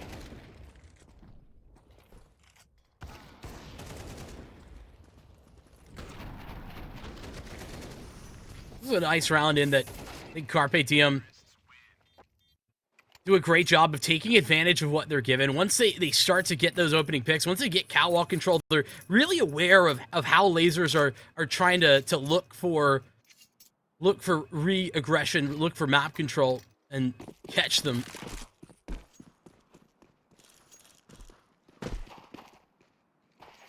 You getting the boost glitch there? I think they were. Yeah, I think so. Been having that more recently. My matchmaking games. That's a bit frustrating there. Doesn't give them a chance to really operate exactly how they would hope for, but at least not losing any duels. That is a fiery opener right there. Communications loud here from Renan. Immediately starts to mention what he has just found here in the opening stages, and that's going to really separate this defense.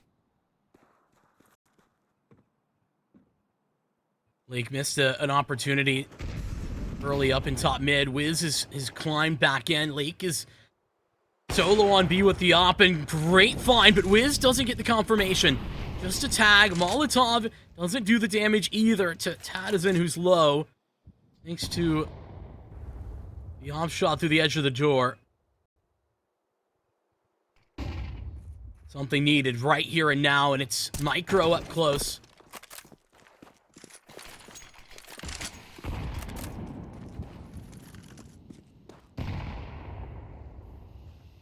I'm not going to go off the back of that. The smoke down really stalls lasers out a little bit.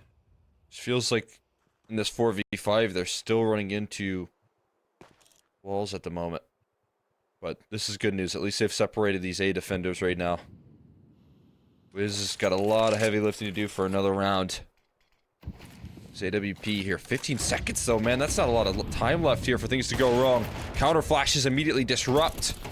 But there's no kills yet to be found. Finally, the A1S sings, but Wiz gets nothing out of it here. No time. And again, the trades come through. You're exactly right. The time has run out. All that Lake needed to do is live, and he realizes this. He's chilling in middle. What just happened?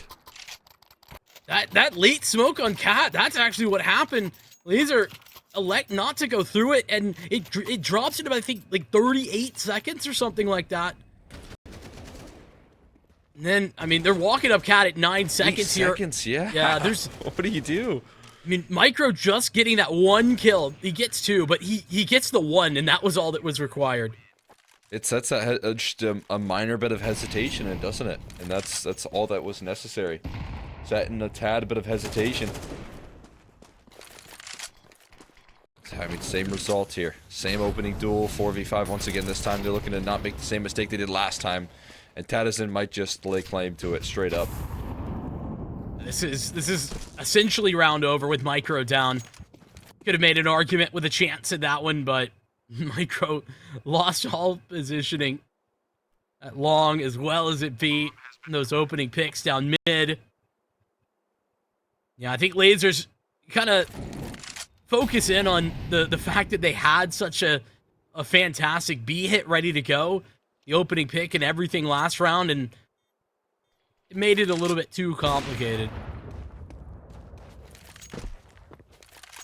Now, I don't actually think it matters that much for Carpe Diem whether or not they lose these players. They'd love to keep a hold of them, but next round isn't the one that isn't necessarily gonna be too problematic. They have the money. They can drop. Yeah, they could drop a Micro. And so it's not going to be the biggest of deals, like you said. Still have a strong buy with all the utility, all the firepower that they could ask for here.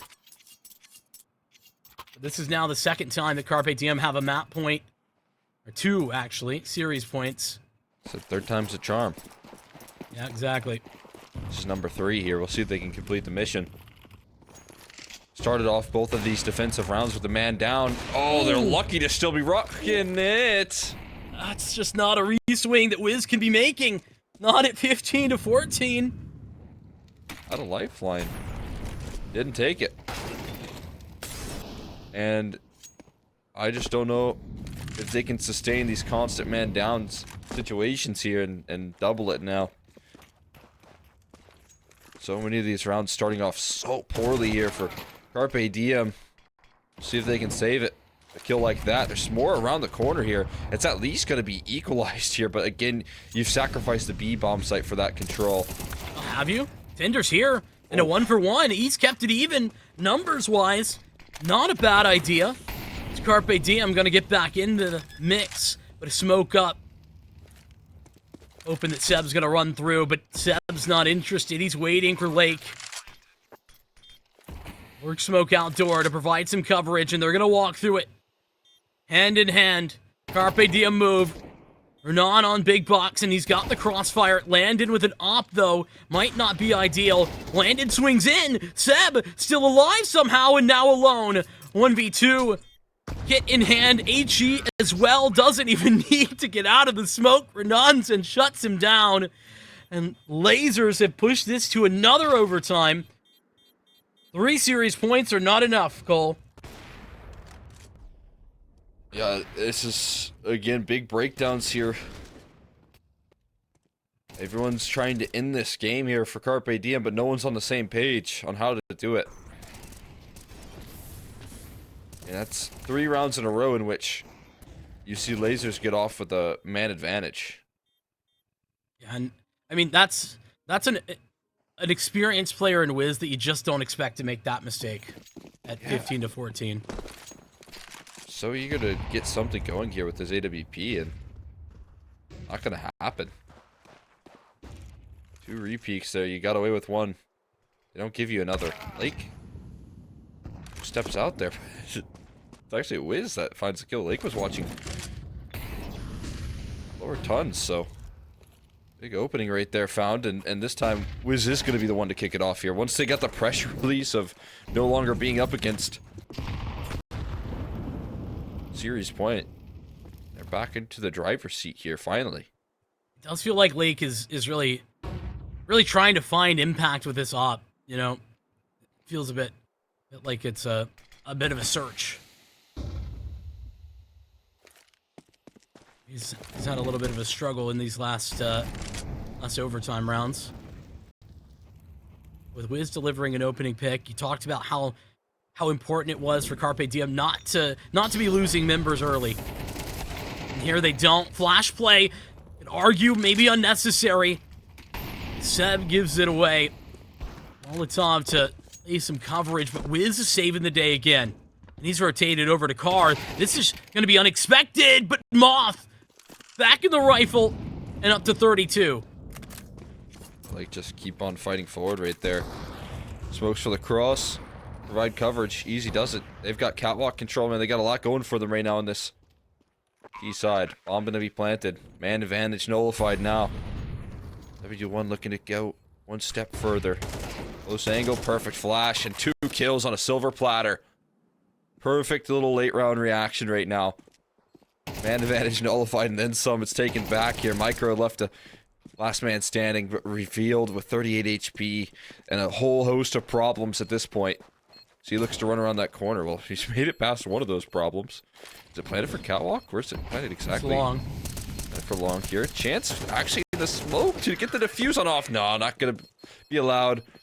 Renan's gonna put that one to bed, and a lead is going to be taken here. Don't know about this fight from Seb. I mean, the setup for it was just fine, right? Nothing wrong with the setup, but when you have a man advantage, is there a need to be taking that fight? I think it was a response to losing long, but as much as Seb's getting set up, he's alone.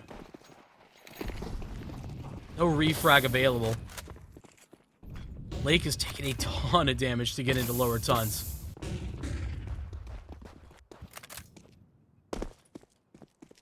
Valuable Molotov, but also valuable control. But I guess you can say that it's true for both squads here, depending on how quick they just can go in this long aggression. It doesn't matter if you have tunnels. It doesn't matter if you have T-spawn. They're already going to be in your sight. They're already going to be, you know, in post-plant. So you're going to know exactly where they're coming from. They don't smoke cross, though. So they're already past the point here, but there's a lot of resistance that they're meeting, and they're realizing maybe that was a bit of a mistake.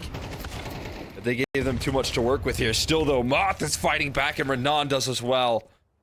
Kills flood the feed in favor of the T side here. And a 5v3 against Sour so quickly. It's going to be a late play from Tinder. He needs to save the day. He just might. He just might. It's all in Moth here, who needs a 4K to clutch this one up. But he doesn't have the HP to really scale this one through. Molotov flies by, but he's dancing around this so perfectly. HE is going to expose him, though. And he's left with his hands in his pockets here as Carpe Diem are able to come up clutch there. Tinder's able to come up clutch, man. Yeah, that's... I mean, I'm just getting flashbacks again from early game where Tinder's getting that jumping kill onto A site to save a round back on the CT side at the very first half, and now he's grabbed a double kill. Just a little gap found around the smoke onto the Opper out at long. Landon goes down, and Moth, who, I mean, again, just a phenomenal game that he's played, up to 34, just incredibly precise. He's playing aim labs out there at A. Just tapping heads as they pop up onto his screen. Still doesn't win them the round as Lasers equalized at 16. Carpe Diem. They've had control. This entire series they've had control, and now they need to maintain it. Tinder, give him another. He's going to step back out. Pistol in, but Wiz has gone down. His other BA teammate still there, and he's finally dispatched with inside of that smoke. That might be the round. 2-man left for Carpe Diem. Outside looking in, waiting for that plant to toss the Molotov, it feels like, but keep on catching him in the meantime here. Seb revealed as well. Flashbang good to throw him off the aim, throw him off the trail. They'll go through the elimination. Path right there, take them all down. Strong start to this, but there's always an issue with using all your ammo. Having that A1S, you can only do so much before they start to figure you out. Caught in between those two smokes there. Can't last too long, can ya? And so a lead again reclaimed here from squad, who's fighting hard to stay alive here. And looking for that third map. At this point, I think Carpe Diem in a battle with themselves. Yeah, it's kind of where I was headed with that point earlier in the last round, where they've maintained this lead. They've been in the driver's seat the entire series, Carpe Diem. Only now are they starting to lose track of that fact. Wiz, though, he's not done yet. Had a lights out opening and regulation, a little quiet into OT, but now coming back to life. No escape here for land, and he does with 5 HP. I thought he wasn't going to be able to survive that. But he gets a kill, he equalizes and gets out of dodge. Needed something like that. Ugh. That's valuable utility dispensed right there. Full belt. A whole belt. Take it out of the pockets. Some panic setting in here for the CT side as well. Potentially. Tad isn't in a position where he could be exposed to this potential drop that is oh so common. See how much of a fake can be sold here. This is shaping up to be a really good call, though, for Carpe Diem. I mean, this fake, quote-unquote, just needs to be threatening enough. Moth, the secondary op, one man against an army, and they're not even going to re-swing that. Yeah, they are. Terrified, in fact. It's too late to run back as well. I mean, it ended up being the case that Micro found the kill on A, but they've lost that real estate already. Wait a second. Chance here. Oh, did they just make noise? No. They're going to start running around that corner, and Landon's just in a position where you can get in and out. One quick kill and a 2v1. Another Tinder clutch required here for Carpe Diem to not give these Laser Squad a map point. Full kit of utility. He's just dropped the smoke. And it's over to the rifle for Moth. Oh, look at this smoke. Yeah, this is nasty. And there's a world where he wins this. Tadison goes down. Confirmation of where the last man stands. And it's Tinder with another 1v3. Tinder does it again for Carpe Diem. Holding off the Laser Squad from pushing into map and series point. I mean, he's just taking over the server right now here. Clutch, after Clutch was doing it in regulation, keeping them alive for so long, and now bringing that same energy into our third overtime. Sorry, second. Yeah. But what could be a third here? Looking to secure at least that much. Yeah, I mean, it's feeling likely. Tinder getting the long spawn and handed the op to get a look at it, but fortunately doesn't connect, and it's late to go down. Micro's following in the footsteps, though. It's a big trade back. Equalizer found so quickly. Tad isn't looking to reclaim space that's been conceded by Moth. But, as you said here, it's been so lackadaisical. They're just going to dry peek up again. It's the freest pick. I mean, Landon's been there every round as well. It's just where ops play every round, too, right? If that's fair. Look at this lineup, though. That's pretty cool from... Micro throwing a smoke or something. I actually think it just landed elevator. I don't know if it connected, and they're just trying to dance around these duels. And well, I mean, Tinder, they keep on calling upon you here. He keeps on answering the call, but how much can one man do? Well, Seb last there and quickly dispatched. It is E-Xolos LAZER heading themselves into that map point that we've been talking about. Carpe Diem, they've had 3 opportunities. Couldn't deliver. Now, the first chance for LAZER to do the same to them. I gotta be real. Well, it feels like only one chance is required. Yeah, at this point here. 100%. I mean, again, though, it's another big opening dealing with one of those ops here. Moth has been a big problem. And the leader in the server, despite Tinder playing so good, is Moth. And he's now watching from the sidelines as the rest of his roster looks to close. So now they got to make good on his promise. What a smoke right there. That's one way to do it. Safe passage on the cross. This time making sure to avoid Landon's AWP here. And if they're quick about it, well, they could walk into a pretty free bomb site here, but that smoke is going to buy valuable time here for Landon.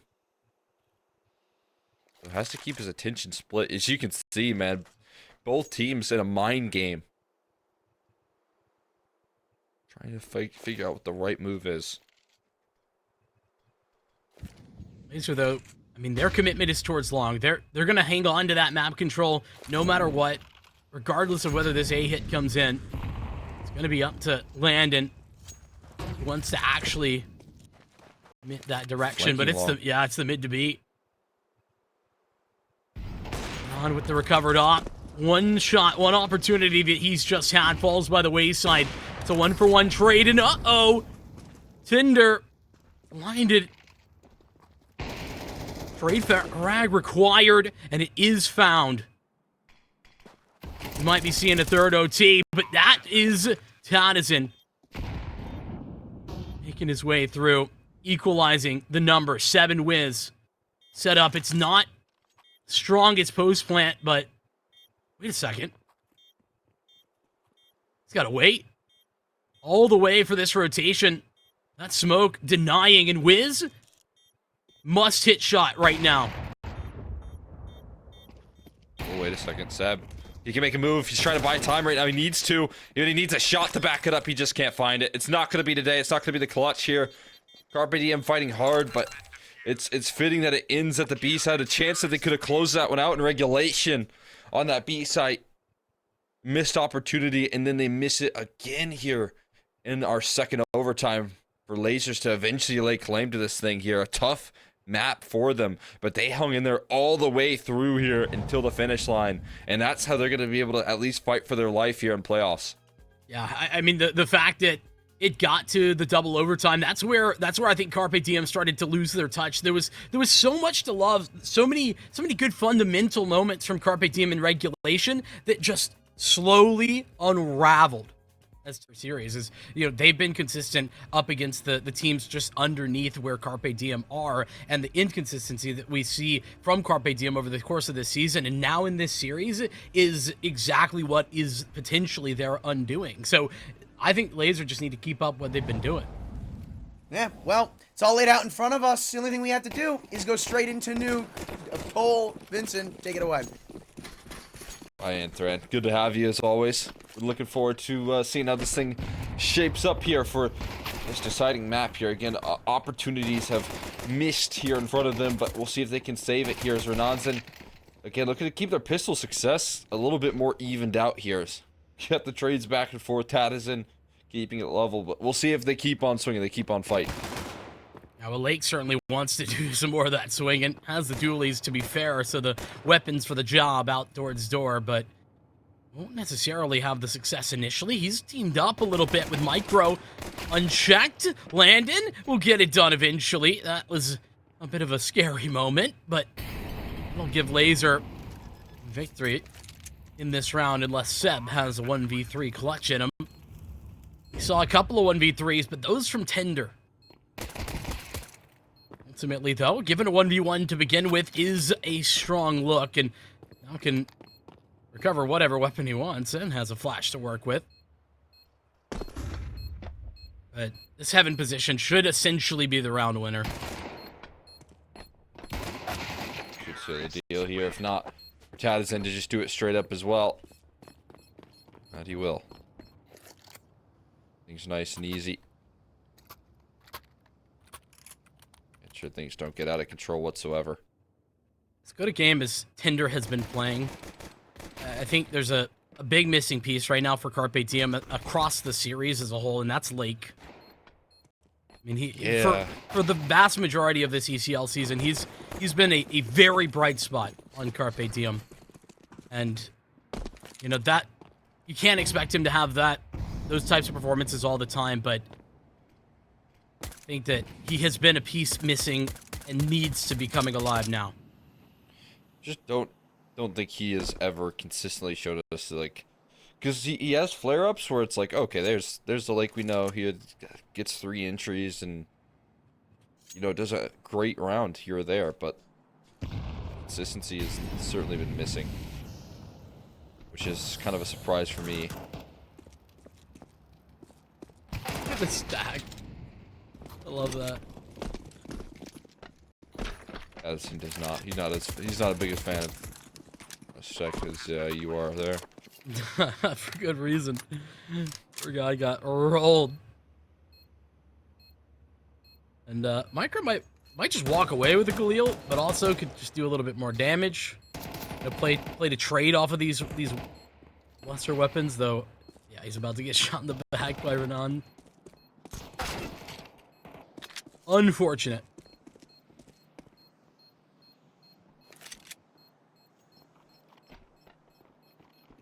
No way Tinder gets another. Nah. All good. Happen.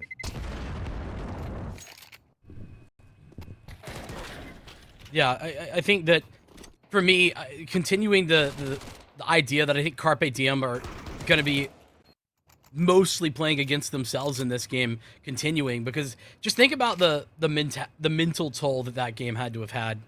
You know, it was a long, grueling game, no matter how you sliced it. But I mean, Tinder played an incredible map, ends up losing. That's a frustration.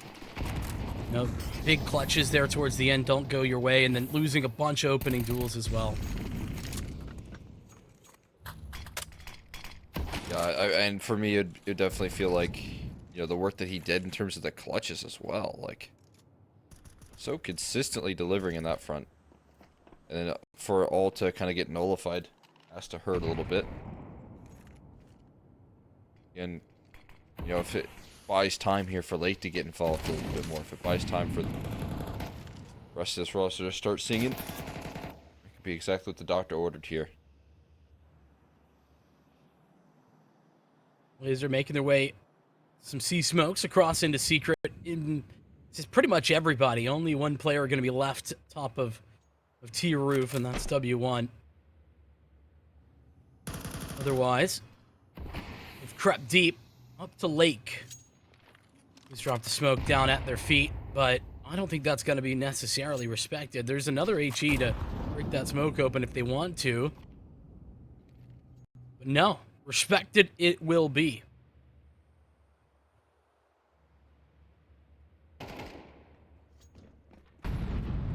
Slow about this, knowing that their opposition probably doesn't have the best utility to keep them at bay, and they're going to try to split in towards Mini and get quick about things, but they're kind of getting blocked here. It's a traffic jam in Mini. Such a small choke point. They still manage to find the entries to back it up here and break through. They've got solutions right now, it seems. And with those entries here, it leaves an MP9 and Seb to try and block them out here. Oh, there's a traffic jam in heaven as well. Finally able to punch into digits and at least start post-plant the retake here. With quick kills like that here, Lake looking to keep things safe and sound, it feels like. See if they can sink this one on in. Tadison says no, not quite just yet here, and Seb misses out on the opportunity to trade, so not so straightforward. Bomb going to be stuck here with a kid as well. That should do the trick, as he does just stick it in his face. Kill will come through eventually from Tadison, but at least there's some security in the round. Well done from Seb, just calling the bluff, right? Has the Molotov, and as much as Tadison does a phenomenal effort of making this attainable with taking that forward position, that forward fight, removes one in the 1v2, and then gets away. Seb knows what he's got, knows what timings look like. Carpe Diem. Much needed first round victory, but a couple of MP9s in the rebuy for them. It's by no means perfect. Tadison very quick. And he's snuck through into Mini. Free shot forward. Another man about to be found. Tadison gets them both. The A site has fallen.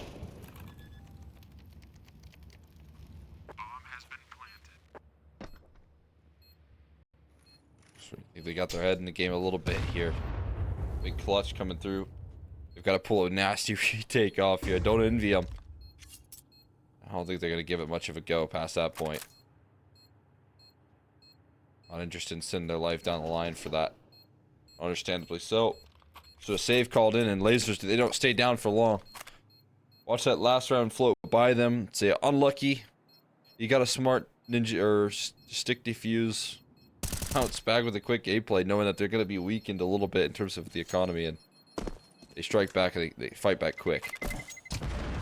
It's also a really nice call out of Tadison, right? I mean, all he's had to do there is creep up on the side of the Sea Smokes thus far. It's really early, obviously, but Carpe Diem haven't actually been playing for outside in any meaningful way when those smokes go up, the 2 times they've been up previously.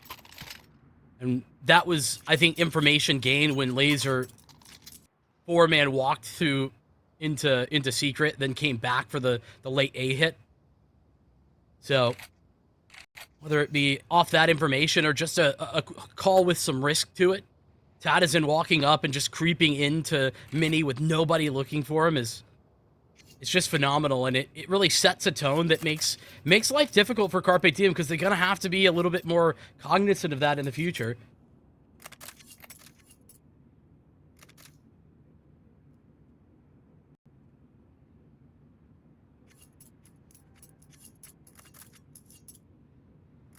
Yeah, it's gonna set that panicking for the rest of the half, it feels like.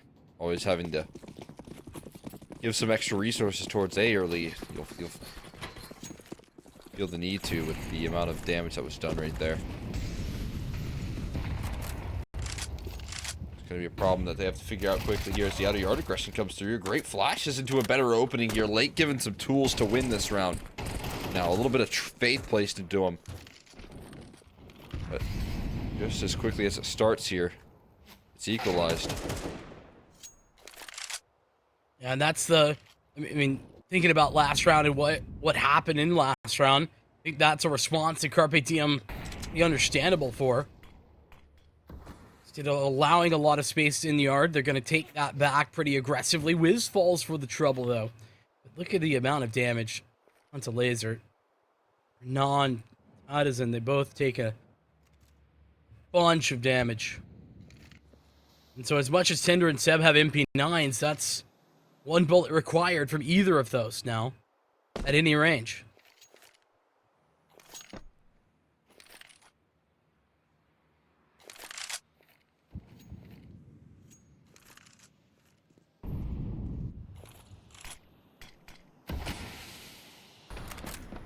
It's really late for Lasers.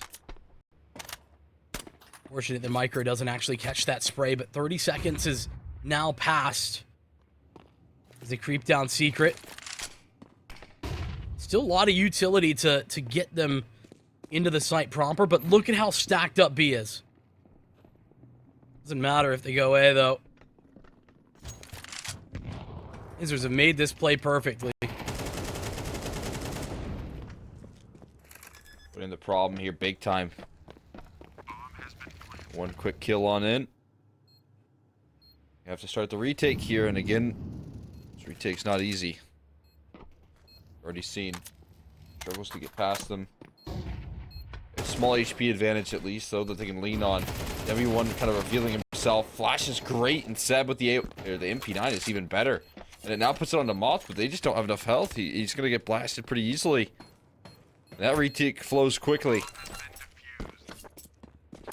Triple kill out of Lake as well. He's the one that opens the proceedings, does a ton of damage, and then completes in the retake multiple frags in order to help Carpe Diem start to equalize the scoreline.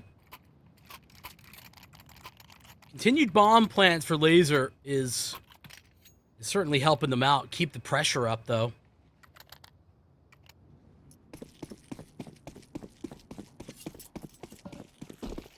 It's good to see Lake getting active early. Hinted at their economic management from, like, the very early stages of first map as well, but it has been a real trend here. They never seem to run out of money.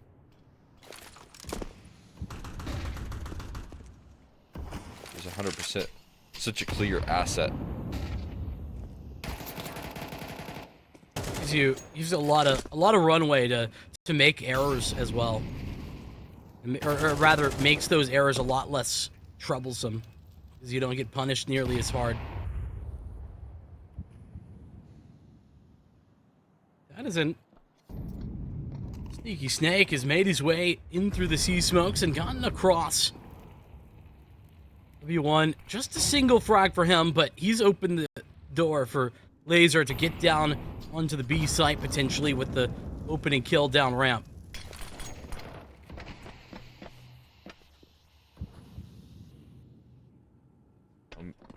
broken down here. Sort their way through it, and Micro will be able to at least manage to fight forward just a tad. Hoping to buy time as well for this late play. They're already in through the hard part here. They get past the initial early defense and set themselves up in another strong post plant. Always left into these tough spots here. And Carpe Diem Tinder looking to start it off here. Has been good in the clutch. That's such a nasty distraction as soon as he wants to make his play. A door swings in his face. Of course it does. And that slams the door shut on this retake here as Wiz is off to save. It really wasn't a bad round for Carpe Diem either. They were actually in good position, but the smokes on both the left and the right side of the re-entry there on ramp make life impossible for Wiz to make your way back through. It's a laser squad that are really starting to impress me. I like what I'm liking about their T side right now is that they are always making it difficult for Carpe Diem to get a real read of their intentions. They've really done a great job of masking what's happening outside in yard, whether they've got everybody down there or just one. Carpe Diem are always having to be concerned, cognizant of that idea, and the fact that there could be 3 players or none.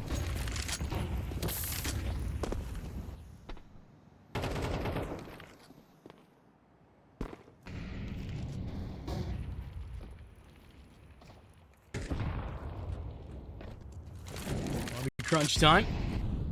Carpe Diem on what is a force buy. Full investment. Nobody home. Nothing found.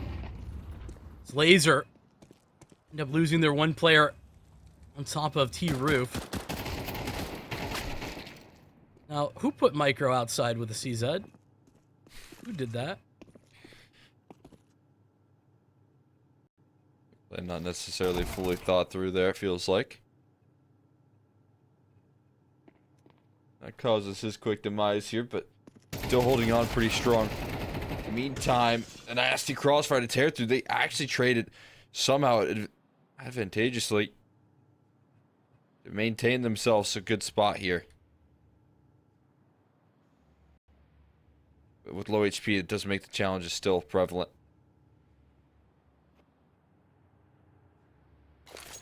It's once again that same situation where Carpe Diem, regardless of what weaponry they have, just one shot away from finding all of Laser. Careful, Landon. Don't take any extra damage, but Lake's got him on lock. It's not even a plant. Carpe Diem. It's never been clear. It's never been free, and there's been absolutely nothing consistent about these wins, but Carpe Diem have kept themselves alive. Really nice crossfire like you were talking about. Would have been even better if Micro had a 5-7.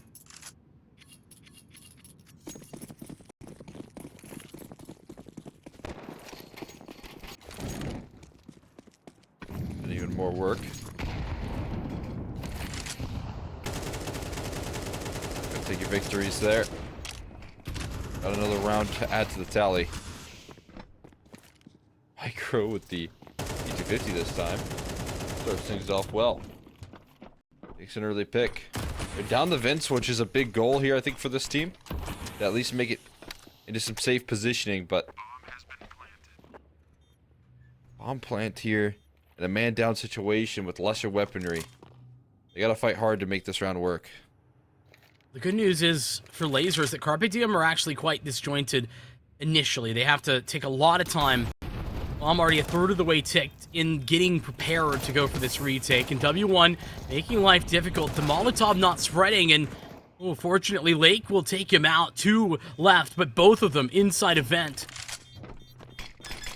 Gonna have to drop on this bomb. Lake is not caught, not spammed, and he'll get away with it. Lake on what is ultimately a bit of a ninja.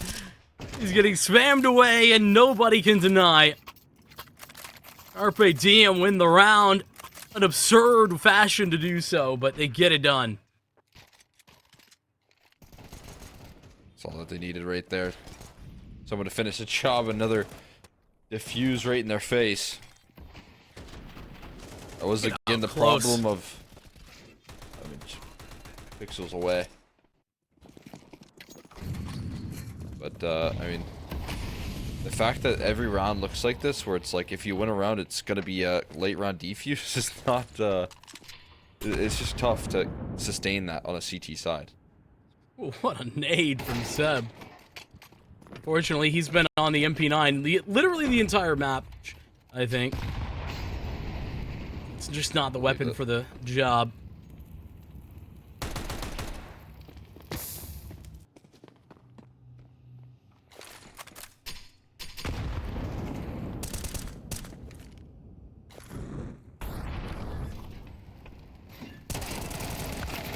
Another post-plant situation here where they're already down in towards the lower site. They fight forward to make sure that the bomb plant is safe, but that's not necessarily the guarantee here. But 1v3 for Wiz.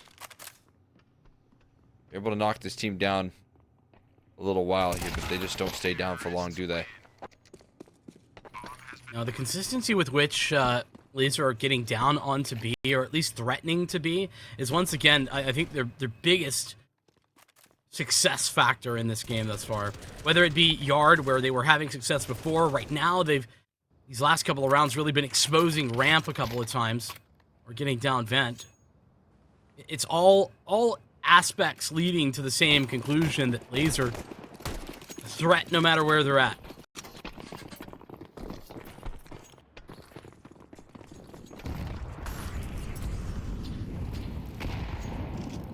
Job doesn't get any easier here now that you're on this force spy. You found yourself in double eco territory. I mean, it almost doesn't change anything though, because Carpe Diem, this has been exactly where they've been standing the entire game. Never have they actually had a solid hold of the economy. Always been forcing. Win around, lose around.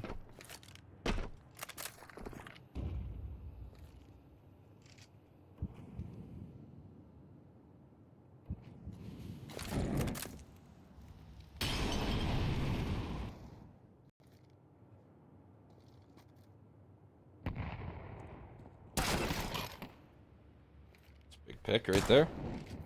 Good way to set some hesitation in. Now, getting yourself out of that position is a whole other story. That won't be given. This whole systematic flush out. The close range duel. Little late play though. Oh, that's the bomb that could have been dropped. Micro eventually able to recover his aim in time though, saving what could have been a disaster. And now both players here ready to go. Micro with the AK in hand, looking for some quick taps, looking to distract as well for Seb. Mission accomplished. Now Seb needs to show up big, and just can't quite sink it on it. Didn't have enough health to tank through Moth. So a round saved right there, but that's still a force by one here. I guess you're just calling in the full eco, but I feel like that's gonna allow that will allow Laser to grab themselves 7, most likely. Yeah, it will, and you know there's something to be said about how scrappy this game's been for Carpe Diem, but that's usually not a positive thing. That's not something I say with a positive outlook when you're talking about this TT side of Nuke. Scrappy means that you're fighting every little bit that you can with very little, typically always on the back foot economically, and that's what it's been. Carpe Diem never comfortable. Valiant effort. Micro and Seb trying to get creative, jumping across, and phenomenal angle from Lake. Just about hunted down those ecos. And they can pick up here for only a short while. So it'll be shut down as quick as can be. At the turn of the half here, it's going to be potential for 8 rounds right now.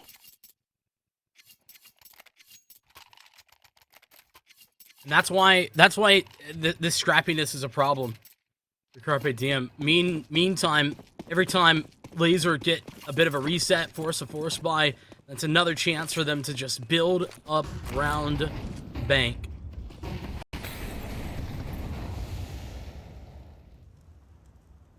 A bit more explosive out of the gate from Laser as well this round. default, yes, but look at Tadison. He's done it again. Same look, but Micro's waiting for him. He did it in round 3, and they pulled it out in round 12. Carpe Diem, they remember, they recall, they know what to look for. Hoping they forgot they're not the case.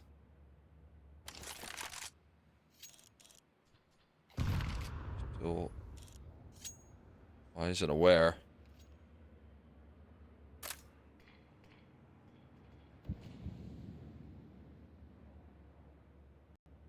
See, the man advantage again sets the tone here early. Tadison want to give him as many tools as they can to open up rounds here. See, he's been doing it so well throughout this entire series. He's down here. Who's going to be the one to pick up the mantle? It's been Moth towards the A side. No one told Wiz that that could have been a gap right there in the game plan, but it should be still covered. As one big surprise, but still claimed from that point forward. Landon as well, I think he's been hurt dropping down here. So we'll split it at 5. Molly will do the trick for the last round here, and they will give themselves some security towards the tail end.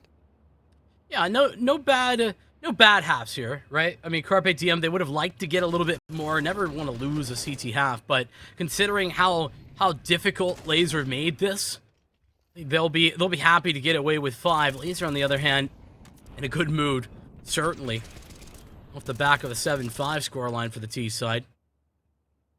And, I mean, we talked about individuals, and I want to just check back in on that conversation, because Lake is leading the charge for Carpe Diem, and that's a little bit more traditional. That's what we expect to see. You know, nobody particularly missing in this game, but Lake on and ready to roll is a huge plus for Carpe Diem and their chances of pulling this one off, especially when Tinder's going to pick up another opening pick out towards the ramp side. But Renansen's walked forward, grab 2. He'll add a third to his tally. Renansen with a triple, and Landon shuts down the final man. Laser's pistol rounds started out abysmal in this series, and now they've turned pretty significantly in their favor. I think they've lost the first 3, but then turned it around here and have won the last 3. It's a big change of play there. Being able to switch the tones quickly. And at this stage here again, sort of pistols mean so much more as you factor in some of the mental battles that we've talked about already. Highlighted.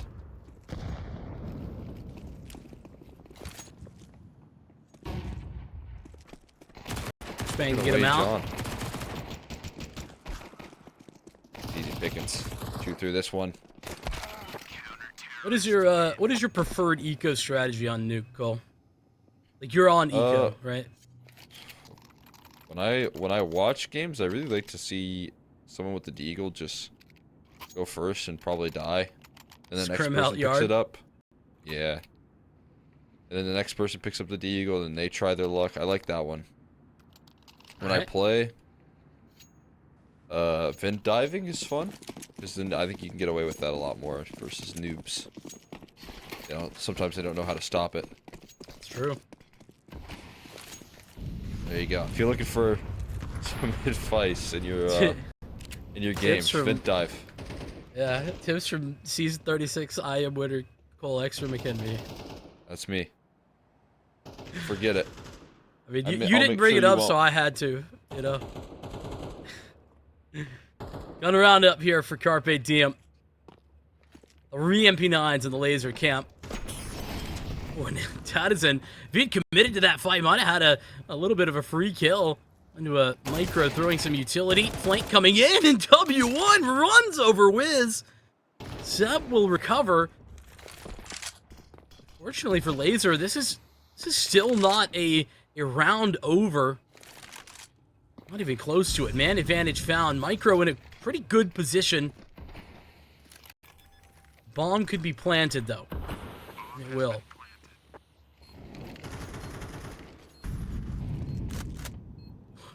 Moth is so lucky to be alive. Are they all walking? I'm so confused. They're all going doubling up into heaven. Landon gets one out from Hut. Well, things have just fallen apart so quickly, and it's up to Micro, who's on 19 HP. This is what I mean here. How strong the round can kick off here. The battle is still within themselves to close out some of these rounds, and I think they're losing some of those mental battles as it will continue to tally up here in favor of this laser side of things here. They're getting closer and closer to the mark. They show no signs of stopping either. That's number 10, double digits landed on. And it's just something that Carpe Diem, I feel like, should have maybe had some expectation for. 3 MP9s. Obviously, Carpe Diem don't know how many MP9s, but it's a bonus round. They go for the lobby crunch. It's an El Clasico. Carpe Diem on a bit of a broken bye, only in as much as you don't have all the bells and whistles. Khalil's strong. But oh my goodness, W1. I didn't even know he had this thing. The Og going hard. Ace maybe no. Lake will play denial. But unfortunately, Lake has been denied anything further. Damage already done on 26 HP.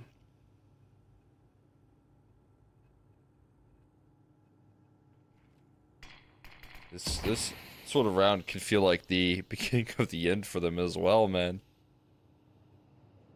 Full investment, get shut down out of the gates so early on in this round here. Now Lake just keeping everyone as a reminder of how that round went as well.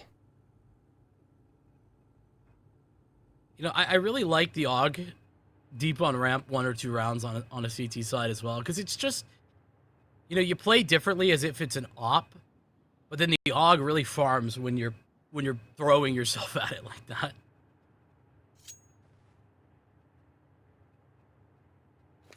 Farm it did. There's no way Lake gonna get away with a bomb plant here, but he's gonna give it a try. Actually, he might. He was in the worst possible spot. Wow. To deal with that. That's massive from Lake.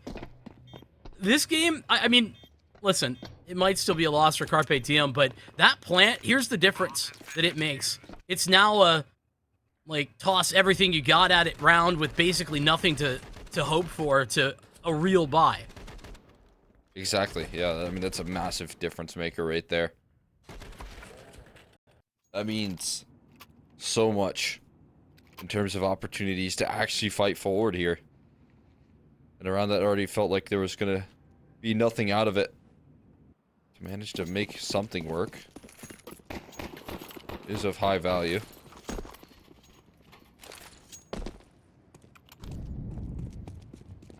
Silver linings here, but like you said, could be pretty quickly nullified here if things don't start to change now. Carpe Diem will put down some outside smokes. The sea smoke's good. W1 actually with that AUG, he's rebought it. He's actually outside towards red. I don't know, what do people call that other red box? Not yard red, but CT red. There you go, you got something there. W1 continues to use that AUG though. Sneaking around, not the worst of trades though, out of the end of the day.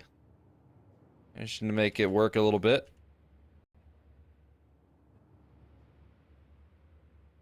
See if they can use those couple of quick picks to their advantage, especially with this Heaven Lurk. Landon, his days are numbered. There he is. Enough back shown. Dude, I was seeing a word where Micro, his eyes were open, but he wasn't seeing anything. Landon just sitting there chilling. But no, Tadazen will be the last man standing, and you know, Carpe Diem, it was into a 3-on-3, but what I really love about how they were able to close or potentially close this round, I don't think Tadazen's actually going for this, is that they really late crunched out towards A. Out from Heaven, out from Squeaky, out from Mini. Great timing on that. and really great awareness of who they had already dealt with. I think, Nuke, one of the hardest parts about this map, Cole, is that it can be really difficult to actually understand what position you've dealt with and where players can be in the late round. And that was just some really great awareness from Carpe Diem. And had all the boxes checked towards the end there. And a round that, I mean, it's absolutely massive because it's a requirement.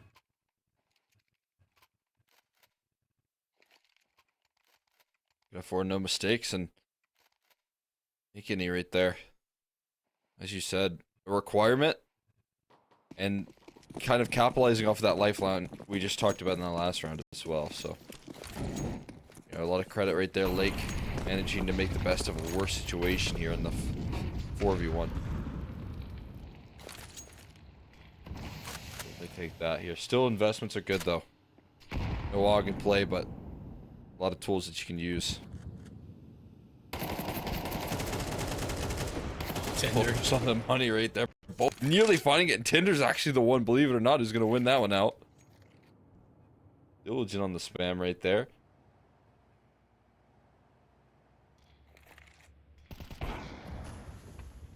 Lazer's chasing at that point.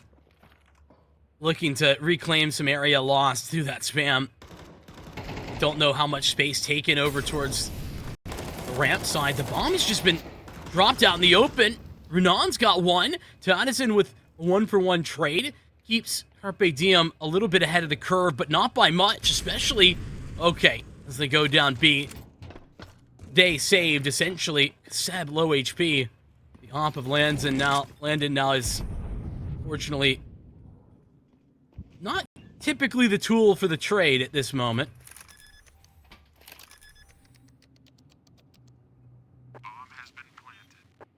As soon as there's somebody on this rafter, it's essentially should be done. Or not. Oh boy. Oh yeah, totally shut down there. I mean, Seb been in so many situations where he's been called upon to clutch up there. It has to feel good to get one of those across the line.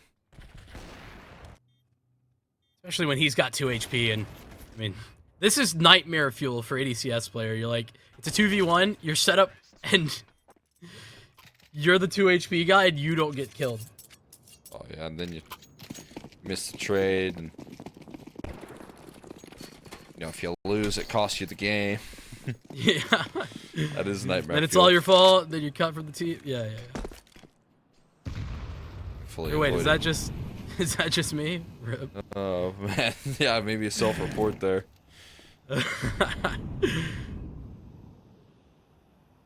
Maybe they got some space to work here, Carpe Diem. An eco round incoming. The W1's got a dig up close. Great adjustment from Lake, though. Micro will even trade through smoke. It is job, at least initially, done. Deagle still out for Tadazin is whoo whiz. Makes that one look very clean.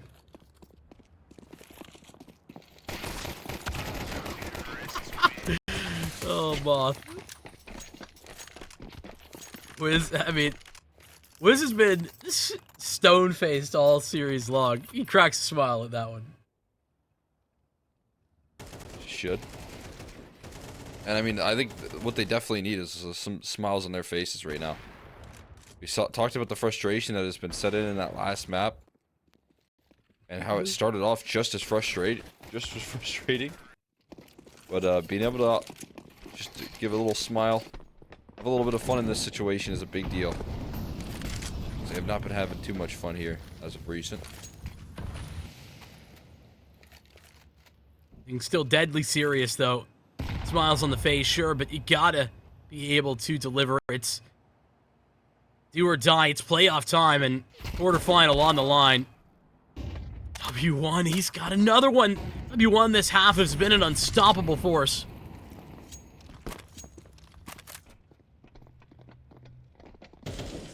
Keeps on finding openings towards that outer yard, just wielding it to full effect here. Oh! Look at this, Landon. Overwhelmed. No support given, and they are quick on the trigger right there, as quick as they need to be to recover that deficit. Within a flash. To bring back a little bit more life here. Armor's punched in. It looks like a concession already made. And I honestly, I would have liked to see Laser commit a little bit more into that because they were already so deep, Cole. They were already there. They were at double door. And they were just, I think, just a moment or two of delay from Landon would have allowed them to have this retake attempt. But with a save called, Laser, 3-man save means that they will still have money to buy. It won't be perfect, but money enough to go for the investment. This is a real attempt now from Carpe Diem. Before it was just a one round here, one round there. Couldn't really be considered all that serious, but now gloves are off and they're smashing into one another. There's absolutely nothing Carpe Diem cannot do. With a win like that, they seem to have some confidence back.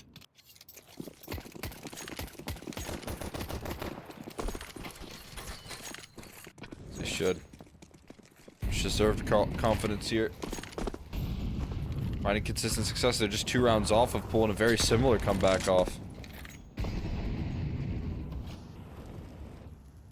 The way that they've been doing it here's a lot more comfortable here. Hasn't required some clutches. Hasn't required some big failures on the side of Lasers. It has been Carpe Diem with a good game plan all the way through here. But again, out of yard fights going in their favor. Tadison needs to find more and he will.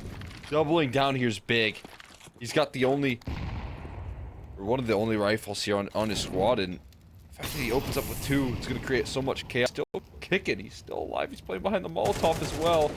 Oh, he's still forward, and Wiz does not expect that. He expects some respect, and he gets none of it here. W1 to fill the feed as well.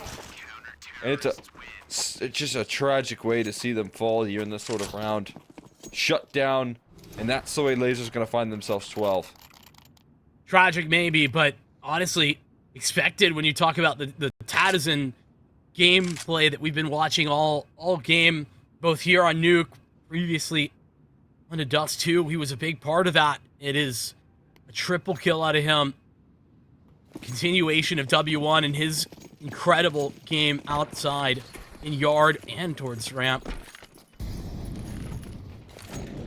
All the things considered, Carpe Diem. One last shot.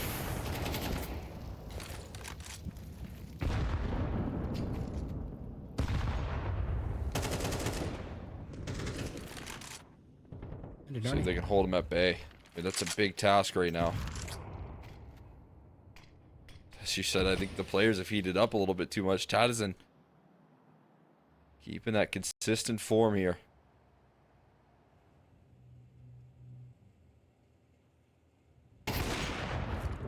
Massive for Landon. Gets tagged down through the door, down to 50 to begin this round. They're gonna keep pushing him through the smoke, and that's ambitious. Out from Carpe Diem, a decision made, a commitment made that is going to ultimately be them paying the price unless Micro can clutch up 1v4. An unlikely scenario. Landon not going to be the one to take the first fight, but the op's still there. Okay. Micro making this plausible. Off of it. Is that flank coming through? Control spotted. It's just too much to ask here. Moth finally to put this series to rest. A reverse sweep, which Carpe Diem had 3 opportunities on Dust 2 to close. But again, as I said heading into this map, it felt like those were 3 too many right there. Letting that slip, it caught into the mindsets and it bled into that second.